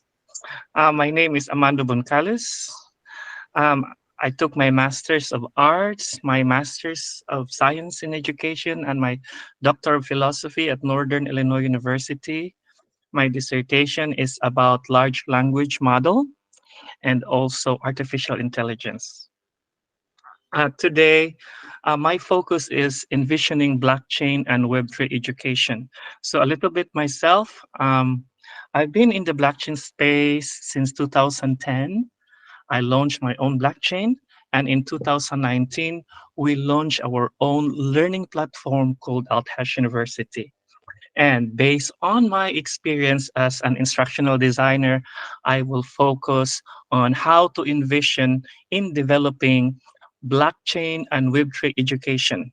I'm not just envisioning with this one because I implemented already programs in the blockchain studies program. So there you go. That's all about me. I hope you guys can still hear me clearly. We can hear you clearly. We can hear you. Thank you. So it's September 28, 2023. So introduction. We are now approaching in a Web3 era. And Web3 era is part of the bigger picture. Web3 phenomenon is not innately unique, but we are part of the fourth industrial revolution. And in this discussion, I will focus on emphasizing Web3 and blockchain education, the importance of Web3 and blockchain education. So in this slide, you can see a blockchain-centric fourth industrial revolution. Okay, because as we know, the fourth industrial revolution, we have robotics, we have machine learning, we have artificial intelligence. But here you can see, you can get in Web Forum, it's actually interactive. I took a screenshot. So this is all about blockchain. And in the blockchain space, there are plenty of fields and subfields within the field. Okay, in the fields, we have blockchain and leveraging data, policy and regulation, and as most of you talk about tokenization and digital asset, we have security, smart contract, governance, and within that, you can say internet, you can say future of work, social protection. So I want you to think that when we say Web3, it's not just blockchain centered, but we will intertwine, we will mix with other emerging technologies, such as artificial intelligence, such as machine learning, such as robotics, and even biomedicine.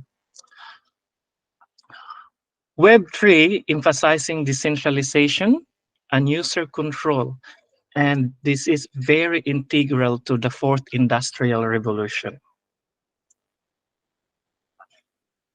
So what is fourth industrial revolution?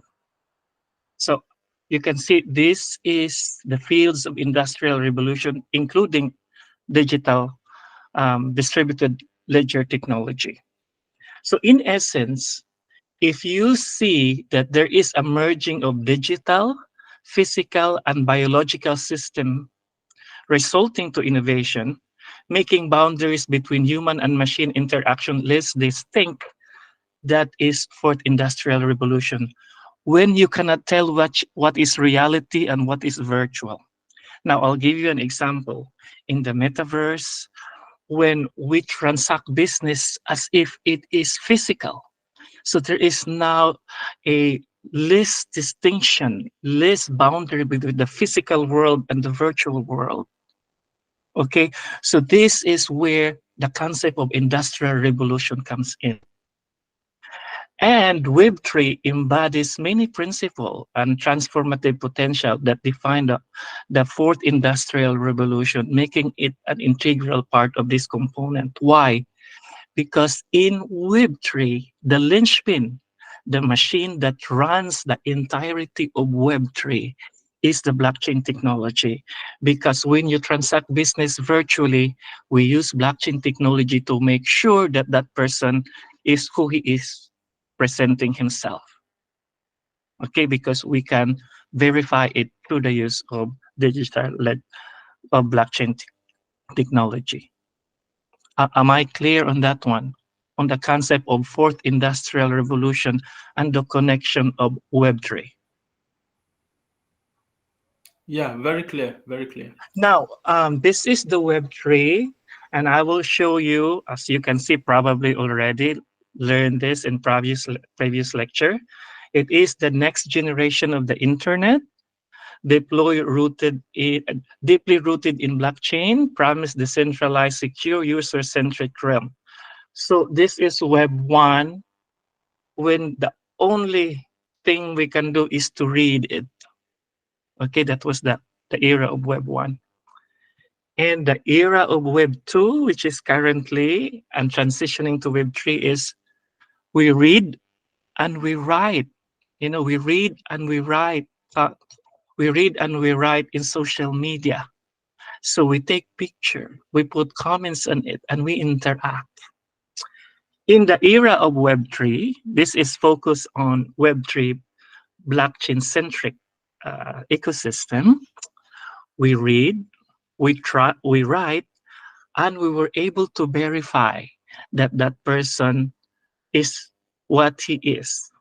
His identity is verifiable. And the thing is, we control our data. Okay, so as you can see in the third picture, these are mostly financial technology, but there are other examples, because as we see, Web3 is not just fintech, but the entirety of the whole internet platform.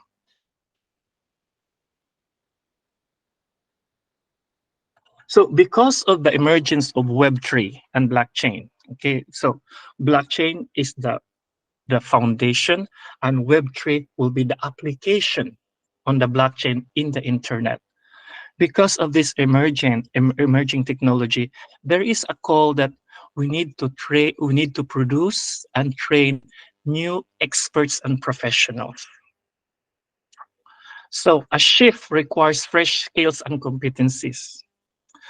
Web3 education molds proficient Web3 practitioner.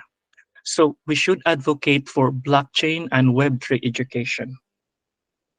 So while advocating for this, it is necessity to bolster adoption, understanding, and innovation. Because when educate people, people understand what we're talking about Web3 education, about Web3 in general. When you start developing your application, in fact, you guys are already developing application. Companies are already producing goods and services online through Web3. So there is a call for develop new skills, and that would be training. So how are we going to do this? So we should be developing Web3 curriculum. And in what way? Curriculum is as a fancy way of what to teach and how to teach it. So we should adopt a ladderized curriculum. What is a ladderized curriculum? Students progress through modular courses or unit that cumulatively lead to a nano-degree program or a certificate or a diploma. So what it meant is every time student finished a course or a lecture that composed for about 3 or 4 hours or 6 hours, students should be given, they call it learning badge. In our case, we call it micro-credential at Althash University. So students should receive this kind of credentials so that when they apply for job, even if they did not finish the whole program, they can tell to their employer saying, look, I finished this part of the curriculum. I've taken issues and trends in blockchain technology, or I've taken introduction to blockchain, theory and practice about blockchain. The beauty of this ladderized and micro-credential is that, the student can take it slowly, and every time the student finish a course or a module, they feel a sense of accomplishment because they receive a documentation. They call it proof of learning or competency. In our case, we call it micro-credential, so that when they apply for job, they have something to show. And usually, nano-degree program is 1 to 6 months. Now, training and continuing education. There is a call for new skills, and I already showed you how are we going to do it by issuing micro-credentials so that their learning will be documented, okay? And then they feel a sort of accomplishment and formalizing. Like what we're doing right now, this conference can be a form of continuing education, can be a form of micro-credential. Okay, people can ask for, can you issue me a certificate that I attended this conference and I've listened this lecture? So this is already a micro-credential. So offering specialized training program like nano degrees in Web3 and blockchain addresses the current scarcity of expertise in this domain, effectively bridging the skill gap. There is a skill gap right now because the technology is increasing exponentially and there's very few practitioners and professionals. And if there is some, they lack the credential. They don't have the documentation. That's why it is important to issue them micro-credentials. And aside from training, this student after graduation should join professional association, and this professional association should offer continuing education. Why there is a need of continuing education? Because Web3 and blockchain space is evolving. Because it is evolving, these new professionals should continuously learn so that they will be relevant, so that their knowledge is updated. So this is an example of a professional certification, like you become a registered blockchain professional, or earn a nano degree. At the end of the program, you will get CEC at the end of your of your name, and you will receive blockchain studies as part of the nano degree. Now, so we talk about the need, we talk about training and continuing education. So let's go to the core. So what are the possible courses that we should offer? Learning units or courses that we should offer in Web3 environment so that our professionals are well educated, not just in coding, but the entirety of the Web3 ecosystem. So we should offer courses on Introduction to Web3 Ecosystem, that's foundational course, Privacy and Security in Web3, Interplanetary File System, independent research about Web3, repository system. You can also add Introduction to Metaverse, Blockchain in Common Good and Philanthropy, Decentralized Autonomous Organization and Governance, Decentralized Hybrid Application in Theory and Practice, Fundamentals of Blockchain Healthcare. So the list goes on and on. So what I'm presenting to you here is just sample courses so that our community will know that these are sort of things that they should be learning. Yeah, thank you, Professor Mando. Can you run down everything within 2 minutes? Within 3 minutes, okay. So, hold on. Give me 1 sec. Okay. So now we should embrace Web3 education.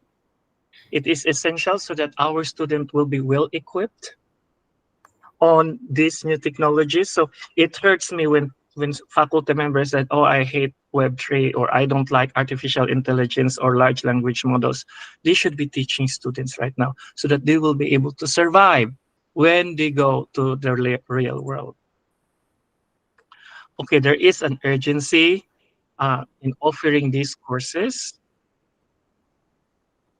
And the benefits of individual, if you take these courses, it will increase your marketability, your job prospect in the market. Okay. So societal advancement, if we embrace Web3, there's a lot of advancement, productivity, economy grows, and there will be proliferation of new opportunities and jobs if we embrace Web3 and blockchain technology. Now, ethical consideration, when we embrace, it is important that we as educators or people in the community should consider Web3 responsibility, the trust implication of a decentralized system. We should consider data. We should always protect data.